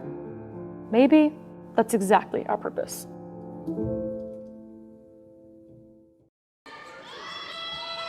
Well, welcome back to Esquimalt, BC and the Archie Browning Complex. We're here for the second half of the BC U20 Provincial Women's Curling Championships. This is the semifinal between Team Fitzgibbon and Team Monteith. I'm alongside Reese Gamesh. Reese, what do you think about the game so far? And what do you think, if anything, either team might need to do in the second half to make sure they get a victory? Honestly, I think not much has to change as far as both teams go. I think it's just a few inches here and there that they've been on the wrong side of. So what I would say is collectively just keep doing what they're doing out there. They got the game right where they want them, close for both teams. And yeah, but being out here live, being with the fans, seeing everything live here, it's been awesome. I'm enjoying my view and I'm enjoying the game. Yeah, it's been a really great game so far. No fear in either of those teams, which is always good to see. So this rock from Team Fitzgibbon looks a little deep. Looks like it's through the house. Yeah, have been a few struggles on the front end in terms of some weight control in this game. It's the, I guess in this case, the fourth end mop. Yeah, the fourth end mop. That thing will get you every time. For those that are viewing and may not be familiar with that, usually when they do a sweep or a clean or a mop, as we like to call it, ice gets a little faster. Still don't know why.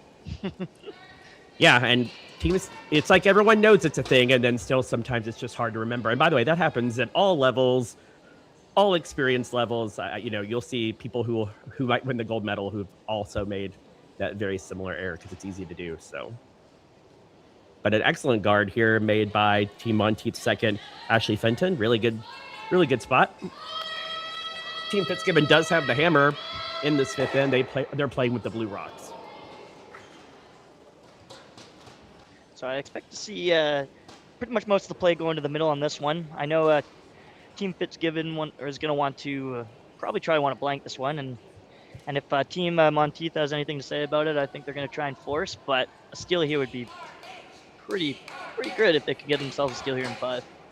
Yeah, that kind of that no risk steal setup sometimes that happens in games where you're not going to give them 2, but you can try to see if you can get a steal of 1. Lack of guards might make that a little more difficult here in this fifth end. This rock is also going just ever so slightly heavy here for Team Fitzgibbon. Not a bad spot here in the back four, but it will give Team Monteith the ability to come freeze down or even come top four. Yeah, team advantage right here, Monteith. Let's see if they can capitalize on this rock here. Yeah, Team Monteith had a pretty good opportunity in number 3 that set up.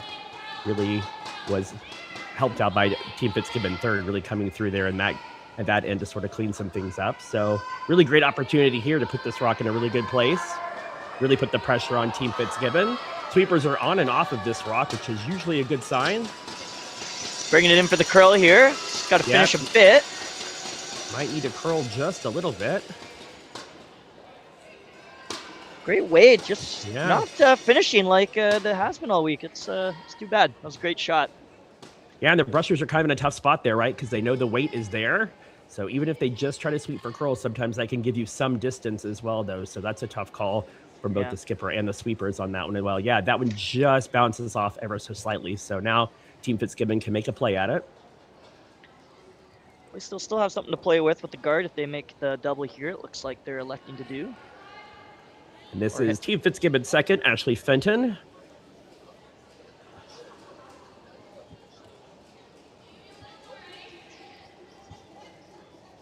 Sweepers on and off of that one as well. Looks like a good shot. And it sticks around for 2. Yeah. Look at that. That's a great outcome. Those rocks are very, very far apart. They are in the back 12. One in the back 8 for sure. So now Team Monteith has some literally about to say has some choices to make. So yeah. Look at us finishing each other's sentences, huh? I know, it's like we've done this for years. This is Team Monteith third, JC Holstrom. So on this one early. Oh, off and on here. Yeah, a little bit. Get this one to curl. Yeah, now trying to get it to move for them and not roll out. So just a little bit on the high side there, and they are going to roll out. So things setting up pretty well here for Team Fitzgibbon to get a deuce. If they can kind of keep those blue rocks spread apart, you can see where Erin's broom has gone down, right, to try to keep those blue rocks far apart so that there are no doubles available. That'll mean that Team Monteith will probably have to play some hit and rolls to try to group those 2 stones together. So depending on how you, where you see yourself in the 6th end here, they look like they want to be up by potentially 3 here. Electing to ignore the guard. I like this play. Yeah, I think so. With an 8-end game, I think if you can get 2 here, be up 3, that's a pretty good spot to be in going into 6. Really trying to get this one to curl, it looks like. Now they're both on it for distance. Joe on the guard.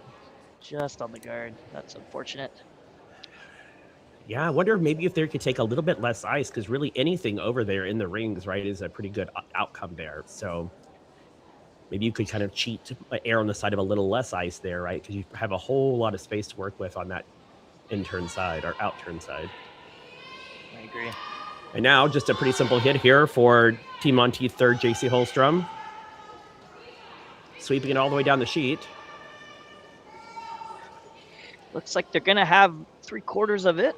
Oh. Or are we by it? Oh, yeah. Did we? Sorry, somebody just walked in front of me. I missed it there.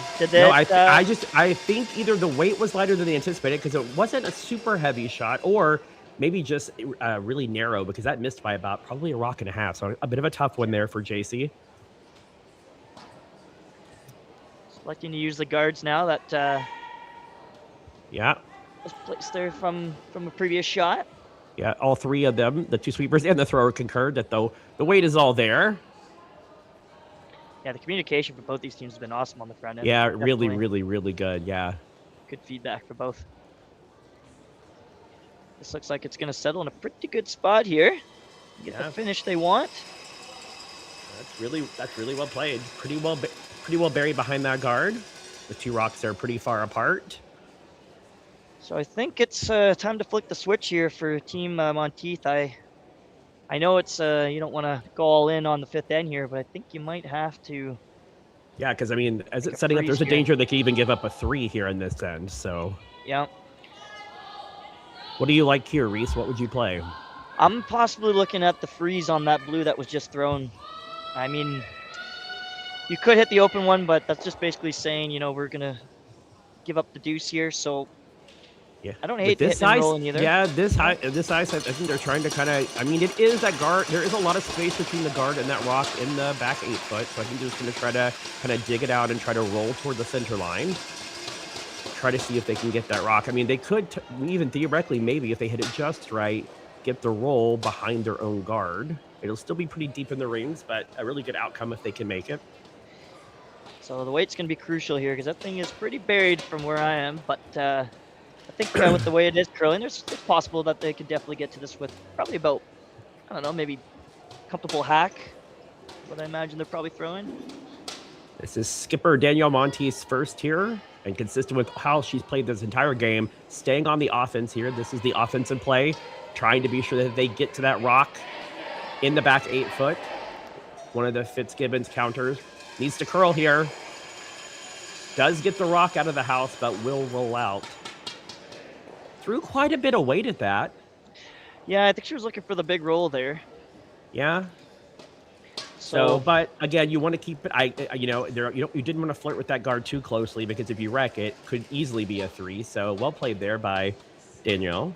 Yep, she erred on the cautious side, which is not wrong at all. Making sure, yeah, like you said, you at least get one as opposed to racking here. This will be skipper Fitzgibbon's first rock of the 5th end. Has been some pretty clutch draws already in this game, so we'll see how this rock comes down the ice. Yeah, sweepers will definitely have their eyes on this one. The spot's been pretty tricky for both teams throughout the whole game here, so. Gotta say, both front ends on both teams have been very, very impressive in terms of their weight calls and their sweeping. It looks like this they're looks real heavy to me right now coming down the ice. Yeah, that's what they're indicating right out of her hand as well. Now can it be? Yep, it's through the house. So bit of an unfortunately there for Erin. Oh. Now another decision time, I guess. You see, she thought about the come around for about a half second there, and I like this call way better. Yeah, I think you got to. Yeah, I think you definitely have to hit this one. Yeah, a blank. You're still down 1, playing the 6. You still got 3 ends left to figure your way in. I think again, this is another instance where you're probably pretty happy right now with the blank because it was not looking so good about 3 or 4 rocks ago. So I'm pretty sure Danielle's probably pretty happy to give them the blank at this point. Especially to be looking at an open rock here too, which is nice. Definitely has a bit of a guard inner vision, but relatively easy shot for a lefty here. Yep, good communication, excellent pre-shot routine. Danielle's been dialed in all day. Yeah, she's got a great pre-shot routine for sure. Very focused, consistent. So no panic out of the sweeper's hands here. Electing to make this curl a little bit here. Just looking, yeah, for a little curl here on the sweep. That's why the sweeper to your left, if you're watching, is sweeping. Excellent shot, right on the beak. Perfect. Execution, well done, well made. And now Team Fitzgibbon will try to go for the blank and take the hammer into the 6th end. So pretty routine choice here. I think this might be our first peel weight shot of the game. So, you know, actually, yeah, could be a bit tricky here. I haven't thrown too many. Yeah, and I also feel like Erin's thrown a lot of draws. So, you know, Yes. Not a ton of hits this game. And we're out sort of where the frost could have crept in just ever so little. So just a little bit, right? So we will see. Final rock here in the 5th end for Erin Fitzgibbon. Trying for the blank.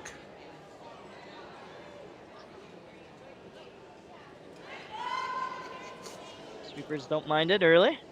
No. Staying close. A little bit for curl here. Looks pretty good. And great shot. Beautiful.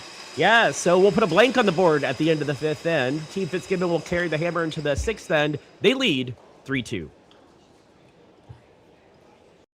Hey, Mark, you ready for this game tonight? Yeah, I'm excited, man.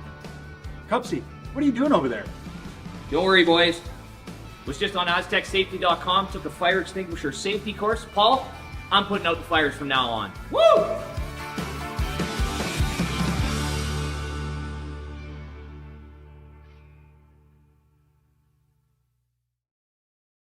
Driftwood Brewery, Esquimalt, crafting world-class beer since 2008.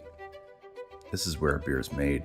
With care, intention, and respect for the process, every batch reflects the place we're from and the standards we hold ourselves to.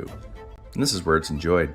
Our tasting room, offering a rotating lineup of West Coast favorites and seasonal releases, right here in Esquimalt. Paired with Thai-inspired food from Dumpling Drop, we're open 7 days a week. Driftwood Brewery, great beer, confidently made. Cheers.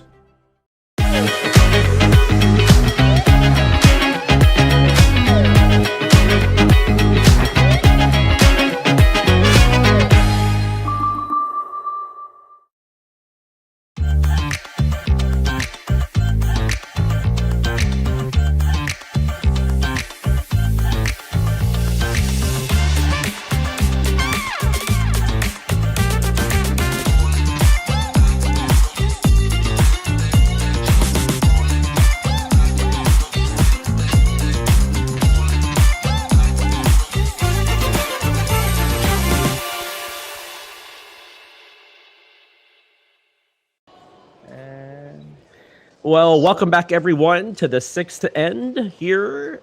Team Fitzgibbon versus Team Monteith are coming to you live from Esquimalt, BC at the Archie Browning Complex. We blanked the fifth end, so Team Fitzgibbon carries the hammer into the sixth end. Reese, what'd you see in the fifth end that you liked? I saw some great shots from both skippers there. Definitely some hard ones for sure, especially considering they didn't play too many upweight shots in the earlier ends. So, yeah, overall, great end. For both teams there. Looked like we were going to see some points scored, but things can change in a hurry. So, absolutely. And this is Team Fitzgibbon lead RAU. We're in the even end now, so we're going to probably see Team Fitzgibbon try pretty hard to get a crooked letter on the board. This one looks a little bit deep coming in. I think it'll hang around there in the back 12, maybe. Yeah, yeah. Yeah, it hangs around the back 12. So, in play. For those watching at home, trying to keep scoring both games here, we do have a current 5-1 lead for Team Reese Hansen as they just come back from the fifth end break. So, Reese Hansen up 5-1 against Team McMillan as they play 6. You can also always find those scores online at curlbc.ca as well as curlingzone.com. We'd also like to thank the partners who make the 25-26 BC Men's, Women's, and U20 Curling Championships possible. Curl BC is proud to be sponsored by presenting partner Best Western, Bel Air Direct, Driftwood Brewery, Digital Direct, and AMJ Moving. We also acknowledge our platinum partners, Kia Victoria and Peninsula Co-op, along with our government and community partners, the Greater Victoria Sport Tourism Commission, the BC government, Via Sport, and the Township of Esquimalt. Their support helps deliver high-performance curling right here in British Columbia. So a pretty good come around. They're would like to have a little more tucked in, but it is hard. There's a jam possibility if you kind of try to go for that rock and hit it the wrong angle. Could jam. Yeah, overall good start here for Team Monteith. Definitely put their rocks in some good spots. Top 4, tight guard. Couldn't ask for a better start here in end number 6. Yeah, I think Team Monteith was, they really, the first couple of ends, they were kind of chasing, but ever since then, it's just been back and forth between both of these teams. Lead second rock here, RU. Got this on the curl here, trying to get it to move. Really good sweeping technique. Does catch a corner of it, but unfortunately won't remove that rock from play. I think it's going to be another one. Yep, right there, top 4. Come around. So I'm shaping up pretty good here for Team Monteith. Sitting 1, and opportunity to come around for a second.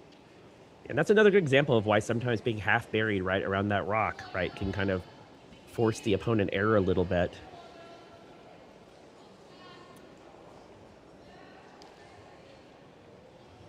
So it looks like it's got some curling to do. Yeah, sweepers are off. It's not curling much, and they are following it behind the rock, which is usually a signal that they think it's got some speed to it. Here comes Erin to sort of help it along. And once we see where it lies, it looks to be third shot to me. I believe you are correct. Yeah, looks to be that. So not ideally where they want it to be, but you know what? It's still a rock in play, something jammable to work with later in the end here. I think they may have also, they're going pretty wide on that intern side. I wonder if they're getting caught and thinking they need to give it a little more than maybe they actually need to. I agree. Yeah. This is Kiara O'Shea. Trying to make it curl here at the end. Looks like they're going to sit for third. Yeah, so they now lie first and third. That back stone thrown by the last Team Monteith player is now sitting second. I wouldn't hate to see here Team Monteith come around again here. Yeah, I agree. She did gesture a little bit about maybe trying to hit off of that hit and roll in off of that winger, in the kind of back 12 there. I don't love that call. I think, yeah, you've thrown this a bunch. You know the line. So I think kind of go with what you know here. And it's probably your best chance to maybe generate a steal. Absolutely. And it looks like she's tightened up the broom on this one. So correcting the ice here, should see something come a little closer. Yeah, and the way it looks a little bit better already. The fact that they're cleaning it and sweeping it, right? Absolutely. Yep, this one looks good from my angle right now. Looks like it's finishing pretty good. Yep, weight's starting to come off a bit, really starting to curl now. So they may have to go a bit here to get it to the desired length. Yeah, I think that's going to come up light. Yeah. Yeah, tricky. You know, you have that first one that kind of goes a little long. You sort of correct and hope that you can find the right weight. But, you know, the sweepers weren't really on that heavily until about the hog line. So I think maybe they got caught a little bit too there on the weight of that rock. But you know what? Those are actually still good shots, though, because anything up and above is way better than anything behind. So, you know what? Although that may not be what they wanted on the call, actually still puts themselves in a pretty good spot, because that red combo might hit that back blue. We'll see. Yeah, that's what I was thinking. There is some danger to this shot. Yeah, anything in front of the house is always a usable rock, so that's the right way to miss, right? The pro side misses to be light there. Looks like the sweeper's working hard on this one. Yeah, right out of the hand on this one for Ashley Fenton. I think it's they avoided the jam, so great shot. Yeah, really well done. You know, I think that's one of those shots that looks really easy, but a lot, like you were saying, can go wrong there. So really well called there by the skipper to make sure they stayed on the right angle to avoid that jam in the back. So overall, this end is shaping up to be pretty good. I don't foresee any blanks this time. So I think here, what's the play? Yep, they're going to hit and roll. So yeah, looking to sit one here, I believe. Blue. Yep, they want to hit the inside of that blue and just roll to the red and blue that you do see. Pretty close. Off and on is usually a good sign. Yeah, weight looks pretty good. Yeah, great shot. Great attempt there. Hey, there you go. They do sit for shot rock, so really good shot.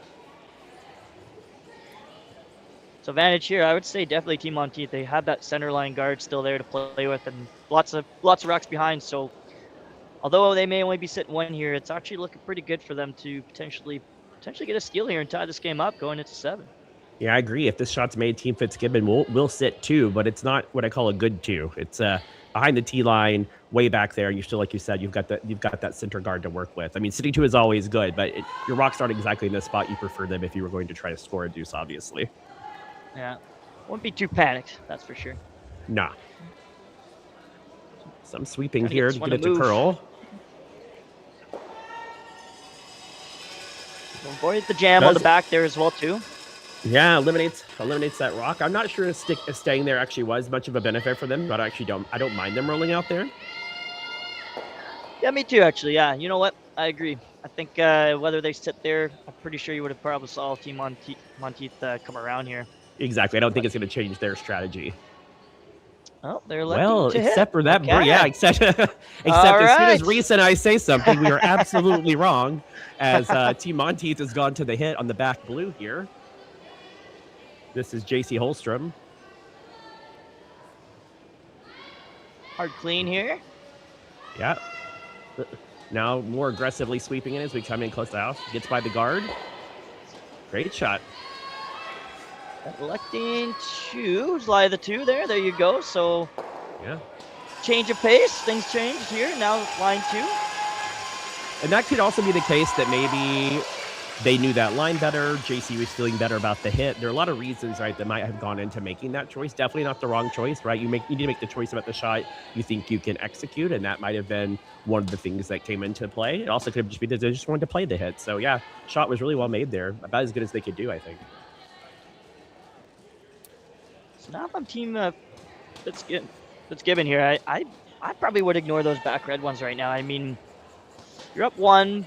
Getting a 1 here, getting forced to 1 here is not the end of the world. Being up 2, going into 7, so I don't mind this. I like going aggressive here.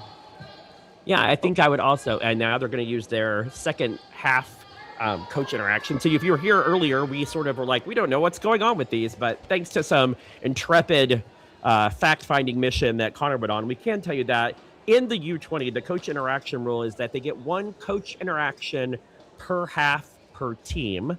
The clock does not stop during those coach interactions, and there are actually no formal timeouts in U20. So that is why you have seen now on 3 occasions the coach interactions have occurred. So now that this coach interaction has occurred, they have used their coach interaction for the half. And I like what the conversation had, because now they're changing their tune here, coming around the guard, which I think was definitely the play here. You shouldn't be worried about those 2 red ones in the back. Yeah, of course they're sitting 2, but you got lots of room to make some plays here. So yeah, and there's no real risk to this shot either, I don't think. So yeah, I like this call. This is your best chance to generate your best chance at the best offense you can generate this end. This is Team Fitzgibbon 3rd, Morgan Bulls. Is this her last year, Glenn? I believe so. Yeah, this team's been together a long time, so there may be several of them who are maybe getting toward the upper end of the age. Really going here for distance and curl. Really good sweeping here. Great shot. Good spot, yeah. No, I think that was a good coach's timeout, so good timing there, great shot, and now the end has flipped here. Now you're going to have Team Monteith chasing here. Yeah, and this is another example of where, yeah, it's not fully buried, but, right, it being half buried makes that, it's visually from the hack, never a pretty shot in my opinion. You can only see half the rock. And if you wreck on the guard, right, then this is, a 2 is looking pretty juicy there for Team Fitzgibbon. So I think looking at potentially playing the run back here, which probably your best possibility of getting that blue one out. It looks to be pretty buried, although is there any risk of jamming on that back red on that one, Reese? If you I don't think so. I mean, you'd have to hit that pretty pretty thin.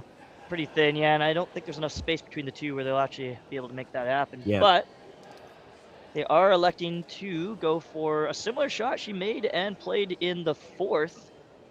About a hack back line kind of hit and roll, so she's seen this one already. Danielle Monteith's first rock here of the 6th end. Looking like hack weight out of her hand. Sweepers are on this early. Yep. The skipper's yelling hard from behind, which usually means they're pretty emphatic about you needing to go on this rock. Oh, what a shot. Yeah, well dug out there by Danielle. Red What now a lies 2 shot. again. Oh, yeah, that definitely deserves a replay. Wow, great shot. Sweepers on that early, sweeping it the entire way down just to make sure it gets to the place it needs to get. Great outcome here in the end. Technically jams on the back one, but doesn't matter. Does the job. And now they sit 2. What do you like here if you are Team Fitzgibbon? I mean, it's never, you never really want your opponent to look at the same shot twice if they just made it their first time. So I don't hate doing the same shot, but I might elect to potentially go around the blue here. Maybe change the middle guard. Yeah. I was thinking maybe that would be a good play as well. Also could, they missed that shot, obviously, then gives them something to draw 2 for 2. But like you said, they just played this shot. They know the line and, make her make another good one again. Yeah, I honestly, that was a heck of a shot. I thought that thing was pretty darn buried, but kudos to Team Monteith there for getting that one out and Yeah, sitting Danielle two. making it look easy. Yeah. Oh. How old are these kids again? Come on. What I feel am I right. witnessing here? Yeah. Now it looks like maybe Erin's coming down to chat some more. Yeah, maybe they're looking at. Yep, looks like they're looking at maybe changing the call here. Well, that would definitely be coming around the blue middle one. Looks like, yep, or half buried right there. Yeah, because you don't even really need to be fully tucked here. So, I mean, even if No. you're creeping about a quarter of a rock, there is jam possibilities there. Yeah, I know you just saw this as well too, but I mean, it's always best to try and make the other team look at something different on their next. So I think, despite going down a different path here from her thirds last, I think you still have to make the move here. And I actually really like this because of those jam possibilities. I mean, they're not the most queued up jams, but they're definitely there if you just miss it inside or out. This is Erin Fitzgibbon's first rock here in the sixth end. They do have Hammer playing the blue rocks. Coming around her own too, so if there is an opportunity to play a run back, it's going to be on their own color. So sweepers on this off and on here. Yeah, they seem just a light clean right now as we head down the ice. Now a little more emphatically sweeping. Now they've switched to kind of get some curl. Oh, this looks like it's going to finish well here, Glenn. I can see it Yeah, on it my looks end really good. Yeah, really nice shot all the way, dragging it all the way buried, top four. Really nice shot there by Erin Fitzgibbon. As my old skip would say, right on the screw hole. Nice shot there from Team Fitzgibbon. Yeah, My goodness. Yeah, you can see here getting that brush there to kind of make it curl some more. They switch there. Fenton now on the longer path, really trying to get it to curl over, and a really great sweep there from RIU, fully buried behind their own guard. Ooh, that was a great shot. Couldn't have put it and placed it any better. So heck of a shot there from Skipper. Ooh, and well, yeah. Places here. So I mean, you can elect to put a freeze here and say, hey, okay, you made it once. Can you make it again? Or possibly doing the run back, but I don't mind the freeze here. Yeah, given where the broom was down, I think that she's playing the freeze, right? Giving them one is not the end of the world here, so. No. Yeah, I don't mind the freeze here at all. It's a tough run back, and there's lots of backing, lots of backing in back eight there, so. So making a good one on her first. Skipper's gonna have to make a good one here on her second. Final stone here for Danielle Monteith here in the sixth end.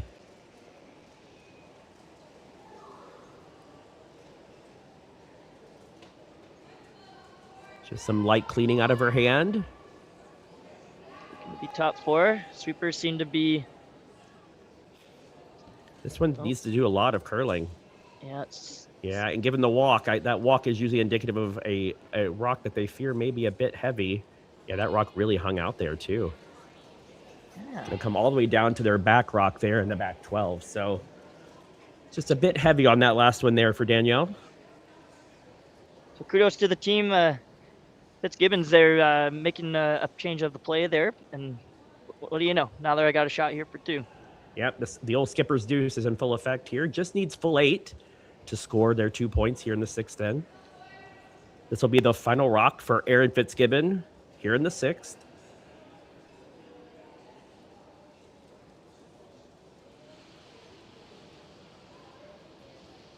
Deliberate as always.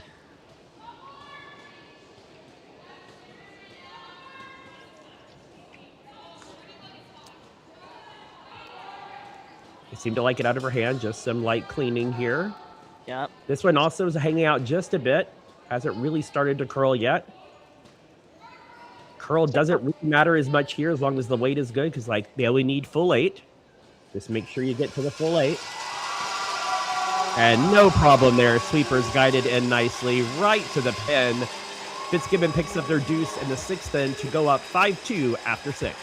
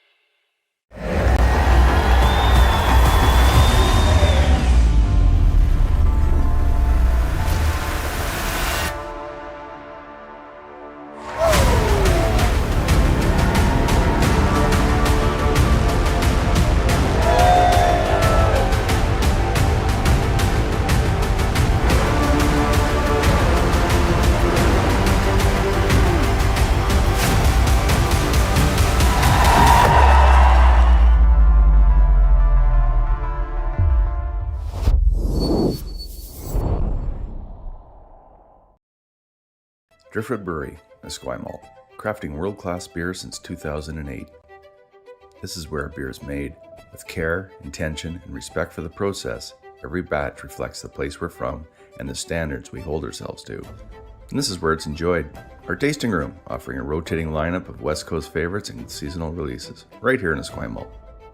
Paired with Thai-inspired food from Dumpling Drop, we're open 7 days a week. Driftwood Brewery, great beer, confidently made. Cheers. Welcome back to Esquimalt, BC in the Archie Browning Complex. A pair of great draws by skipper Erin Fitzgibbon in the 6th inning to take their deuce. They're up 5-2 over Team Monteith here as we play the 7th. Team Monteith does have the hammer, however, playing Red Rocks. Reese just a pistol of a shot by Monteith on her first, and then just 2 fantastic draws from Erin Fitzgibbon. Absolutely. Yeah, she couldn't have placed them any better. Her first one perfectly buried around her center line guard there, put it top 4. It was definitely a tough shot to come and follow that down, but yeah, then she came back with a beautiful draw on her second, and now she kind of sits here in the driver's seat going into 7.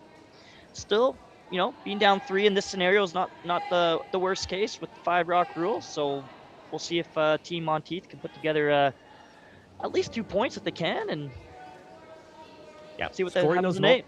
Yeah, scoring a multiple here is really the most important part, right? You just need to be sure you put yourself in a good spot. Really good sweep here for the sweepers to get that to curl. That looked like it might be on that top red, and look at it just bend in there to be perfect. Great judge, great sweep there from Team Fitzgibbon's front end, or their second and third. And I love the corner guard, nice and tight, so that's a beauty. So definitely something to work with when to later in here. Absolutely, and you've got to work with that corner guard down. When you're yeah. down 3, you don't have any other option really than to really try to utilize that corner guard. Otherwise, you're looking probably at a 2 maximum. I agree. Yep. Team Monteith definitely should, if they can, try and resist as much as possible to play to the middle there, and like you said, play around that corner guard. So a little bit of over curl, but yeah, over curled, but that little bit of extra weight, I don't know if it pushed it into the rings or not. And they're having a look. It looks, it looks like He's hitting it, so yeah. I'm going to assume that rock must be in. Oh. Ooh. I know. That might be worth the biter. That might be worth the biter bar there, in my opinion, but. Uh-oh. Looks like Monteith is saying, all right, I trust you. Okay, great. One of the things I love about curling, you know? Yes, definitely the definitely spirit a of sportsmanship game. Yeah. Yep. I hope it never loses that. Excellent hit, just what the skipper called for. Rolls to a really good spot, actually, too. Yeah, it's going to be tough to put anything around that rock where you can't, where you can beat that top 4 rock they have. So, like I said, I don't think they need to panic too much here. I know it doesn't look necessarily in their favor, but you know what? I think you put one around the corner guard here. And yeah, absolutely. And that's the thing I've liked about this team. They have discussion, but they're very decisive. They stayed on the offense. They've kept it, very light all game. And so they just got to remember to kind of keep that enthusiasm for these last 2 ends. They're opting, I think, to cover on the center. Yeah. Which is also not a bad option. Yeah. Also fine. Does pull the play to the middle, though. And actually, even in back 8 here is not the worst. If they get at second, then that's actually a good start.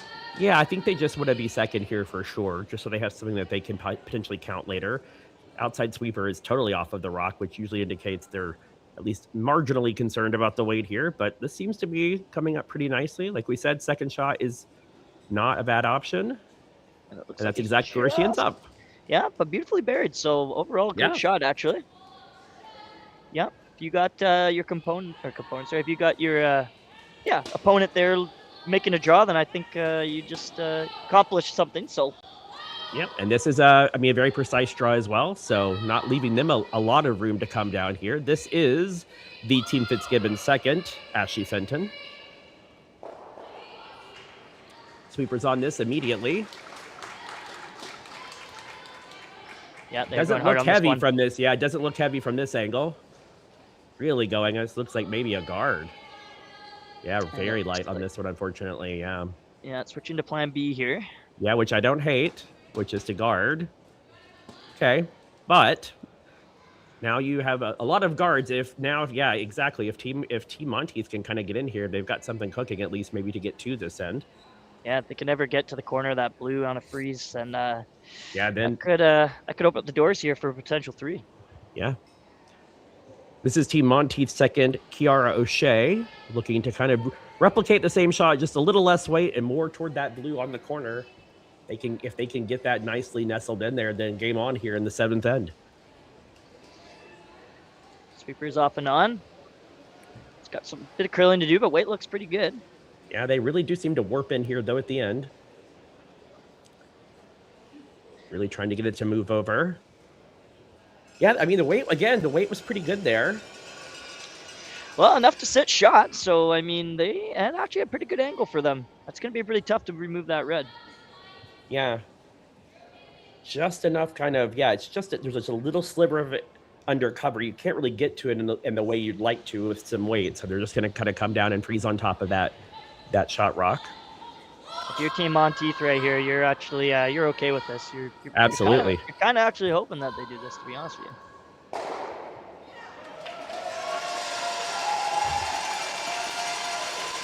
So this is JC Holstrom's first here in the 7th. Excuse me, Morgan Bowles' first here in the 7th.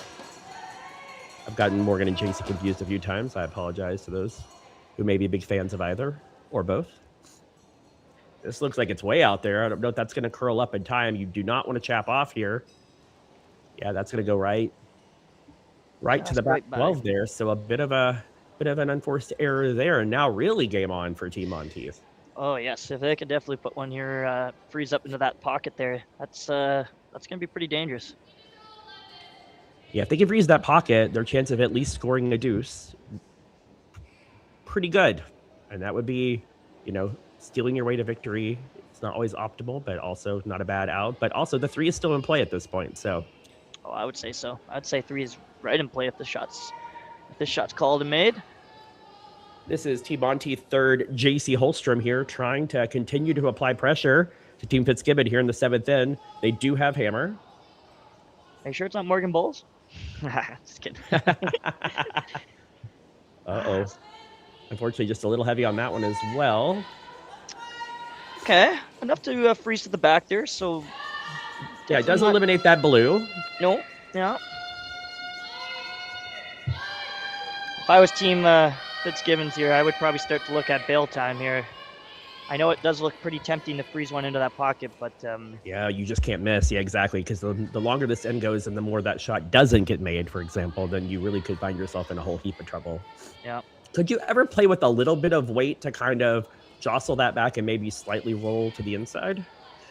Oh, you definitely can. I just don't know if you need to really score here, Like I feel like if you can get away with, but I think at this point now, this deep into the end, I guess they're gonna have to go ahead here and play a freeze. Agreed. This is Morgan Bowles again, and we have seen this shot a bunch of times, so you do learn from each time you sort of throw the same shot. So they can also kind of go to school in the first one that Morgan threw. Sweepers are off this one right now, just sweeping. Yeah, I'm veering back for where I'm at. Yeah, now trying to get it to curl over a bit. Yeah, these are not quite getting the finish I think they expect at some point, but this one looks pretty nice. And it looks like a lovely shot. Yeah. So makes the correction on her first, and now the end is flipped around a little bit here. Yeah, we said bail. What do we know? Great shot there for Morgan Bowles. I think there's still enough space to potentially get in on the inside and maybe, just maybe, jiggle around those 2 blues here. Yeah, I mean, it is a good shot. I do agree, though. If you could ever get to the inside and just kind of, get that blue moved right to where you just saw Danielle's broom, that I think you would actually probably also roll slightly toward the center line as well. So you could be in a pretty decent spot. You might leave a similar draw, so you don't want to roll too much, I don't think. Yeah, I agree. But where you make the contact, you're going to roll probably a little bit, inevitably. So lots of discussion had here with the skipper in the house. I think she's just letting the girls know that, they can afford to be a little bit on the outside. Or, sorry, the inside. Yeah, really good discussion there. Now she wants it straight. I can hear that through I can hear the dulcet tones of that through Reese's very close. Oh, that really curled on them. Oh, shoot. Just missed it. Yeah, but That's you know what? Go ahead. No, yeah, interesting because the initial call was curl more, right? I mean, that was the first curl. Then it was immediately to straight. So I don't know if that rock took off on them or it just started to curl more than they anticipated. Release looked good. Line looked pretty good out of her hands. So yeah, that one just barely grazed that top one in the top 12 foot. And now Team Fitzgibbon is in a much better position than they were a couple of rocks ago. Yeah, now I think, yeah, I was going to say there's an opportunity to use that blue that they moved over there, but now that I'm looking at it from up here, I think Team Fitzgibbon can put one here, top 4, even freeze into the corner of one of their rocks there. I think it's going to be then, might be pretty tough here for Team Monteith to get their one, but I think, and I could be wrong, I think they might be sitting 1. That's red, that is, so it's possible. It's tough for me to see, but I think Monteith is sitting 1. Yeah, I mean, if you can force the 1, that'd be a great outcome in this end. I also think, like you said, if you can get kind of corner frozen on your own blue there, it is going to be a very difficult setup with only 2 rocks left here for Team Monteith. So here's Erin Fitzgibbon with her first rock of the 7th end, playing without the hammer. Erin's been dialed in all game. Girls are yelling top 4, so that's a good sign. The front end of ROU and Ashley Fenton here on the sweep. They've had great judge all game. Really sweeping this one in for the skip. Looks like it's got the legs and you have the curl. Good shot. That's a great shot. No doubt now that Fitzgibbon sits 1 and the angles are really good for Fitzgibbon right now. And I'm sorry to the fans if you can hear that noise. I'm assuming Taylor Reese Hansen's made a pistol. She has. I think she just scored 2 or 3 there. Just joining us, Taylor Reese Hansen's the hometown favorite. That's going to put her up to potentially 7 or 8 to 2 here, so that's a tough hole to climb out of here for Team McMillan. Well, we now have our coach interaction. I won't call the timeout because that's the technical term is coach interaction. So they're just talking through. I think this is really good use again of the coach interaction, right? This is really, what are we going to try to do here to generate, well, scoring, I think, for one thing, but is there a way we can generate our deuce? Yeah, I'm not going to lie, Glenn. I'm looking at it from over here and don't see too many angles in their favor at this point, but they might. Could you? I'm just trying to think of what your options are. I don't think the blue is frozen to the back red, but I don't think you could get to what you could see of that blue and maybe just chip it out and kind of roll over a bit. Yeah, I think it's going to take both skippers' rocks here to score because I think they're going to have to move something around on her first and then hope for some kind of maybe run back or tap on her last. Yeah, this is that classic illustration of those rocks behind the tee line are now killing you. Yeah. Because any weight you'd want to play will either jam on your own or it'll just double out your own back 2 reds, right? So, yeah, that and I know it doesn't look like very much, right? You're just a few inches behind the tee line or, maybe even 6, 8, 12 inches. But that is all the difference here right now in terms of them being able to score. Yeah. So they're discussing right now potentially freezing to the pocket here, which I think, as I mentioned earlier, they're probably going to have to put something to use on the last. I think they might be playing the double, yeah. Or even they may think that red caroms off the blue into the other blue. So if you hit the inside of the left-hand blue into the right-hand side, if you catch the right angle, does it kind of bounce back into that other blue? It's possible. That is definitely possible. Again, I really like the way Team Monteith thinks through things. This is the most offensive call. It is the most risk reward probably as well. But I love the fact that she has the confidence to go down there and go, you know what? I'm just going to try to make this really tough triple. Yeah, I agree. I think she's got a good chance to get rid of 2 of them. I think she has to, unfortunately, lose her back red as well to even have a shot for one going after this. And I'm not sure losing that back red's actually terrible in this instance. Like I said, I don't think it's doing any good back there. So, yeah, just keeping them. So here we go. She gets ready for her first.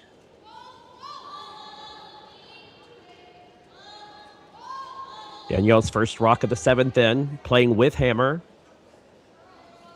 She's got the weight to move some rocks around. Weight looks good. On for the curl, right out of her hand, basically.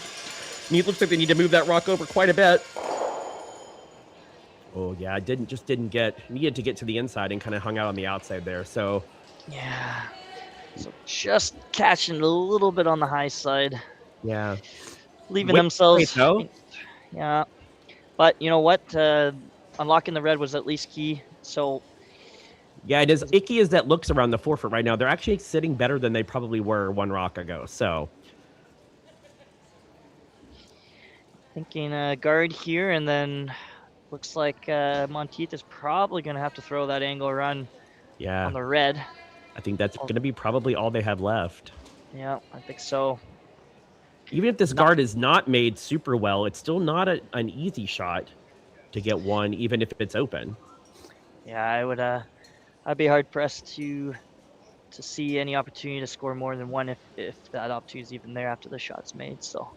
Final stone, Erin Fitzgibbon here in the 7th in, looking to make the guard and make the last shot for Danielle Monteith incredibly difficult. Sweepers are just walking with the rock right now. So it's either it looks pretty close or it might be a smidge heavy. Weight looks good. Probably going to land about a 3 here. Oh, I think it might just over-curl on them a bit. Yep, indeed, it has over-curled just a bit. Still not a bad spot, though. No, absolutely not. So, Skipper gonna have to find a way to navigate herself through this port here and see if she can catch a piece of that. Probably going to need about a piece of that button to get her one here. I think that's probably an easier shot than throwing the angle run. Now that I look at it here, it's a pretty steep one. So. Looks steep. Yeah, it looks steep. I mean, you have a better angle probably than I do there being in there, Reese, but from my angle, it looks incredibly steep. Yeah. I don't know if you'd be able to hit enough of the rock to move enough of those blues there to sit one. And, Danielle has made some clutch draws this game, so, Absolutely. She's got to have some confidence in her ability to throw this rock. I think this was the right choice. There was some early discussion. You saw them there kind of like contemplating maybe there was some way to kind of get in there with some weight, but I think this is the right call to try to just get through it. Even if you can cut them down, right, at least you take the hammer and live to fight another day. Mm-hmm. Yeah, if they can get them down here to 1, go home with hammer with being down 4, that's possible for sure. Final stone of the 7th end here for Danielle Monteith. Really looking to make a very precise draw here to the 4-foot to score their single point.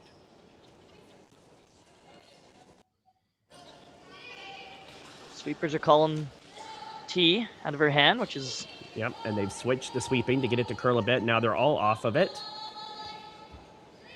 Must be pretty close. Yeah, line looks good. Yeah. Now they're both sweeping it. Oh, no, is it on the front one? Oh, no. Looks like with that early kind of sweep for curl or being on that might have caused it to happen. And then there's 3 blue, and that's handshakes, I think. Maybe not. I may have been a premature handshaker, so sorry. But I do think that was a steal of 3 for Team Fitzgibbon, so that would take the score to 8-2. And we'll be back for the final end of this semifinal match between Team Fitzgibbon and Team Monteith. Okay.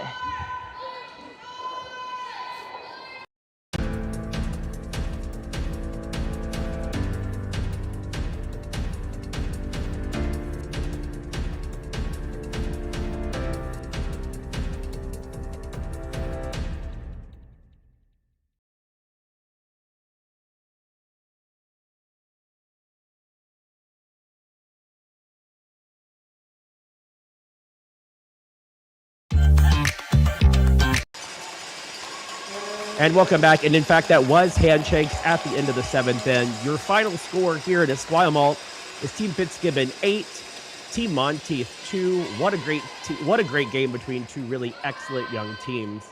Reese, any final thoughts on the game? Yeah, just an unlucky break there. It looked like the weight was good on her last. Unfortunately, just clipping the front. But overall, good effort for both teams.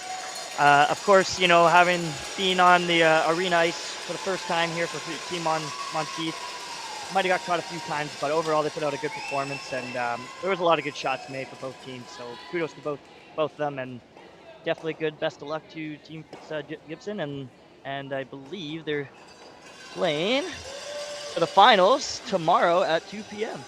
They will be in the final, and they will be playing a team I should have had pulled up before now and do not. They were playing Team Hannah Bartlett out of Victoria and Kelowna. Thanks, everyone, for joining us this evening. There'll be games to be seen at 7 Pacific, 10 Eastern time here on Curling Zone as well. And so until later, I'm Glenn Prince. He was Reese Gamesh. Have a good night, everyone.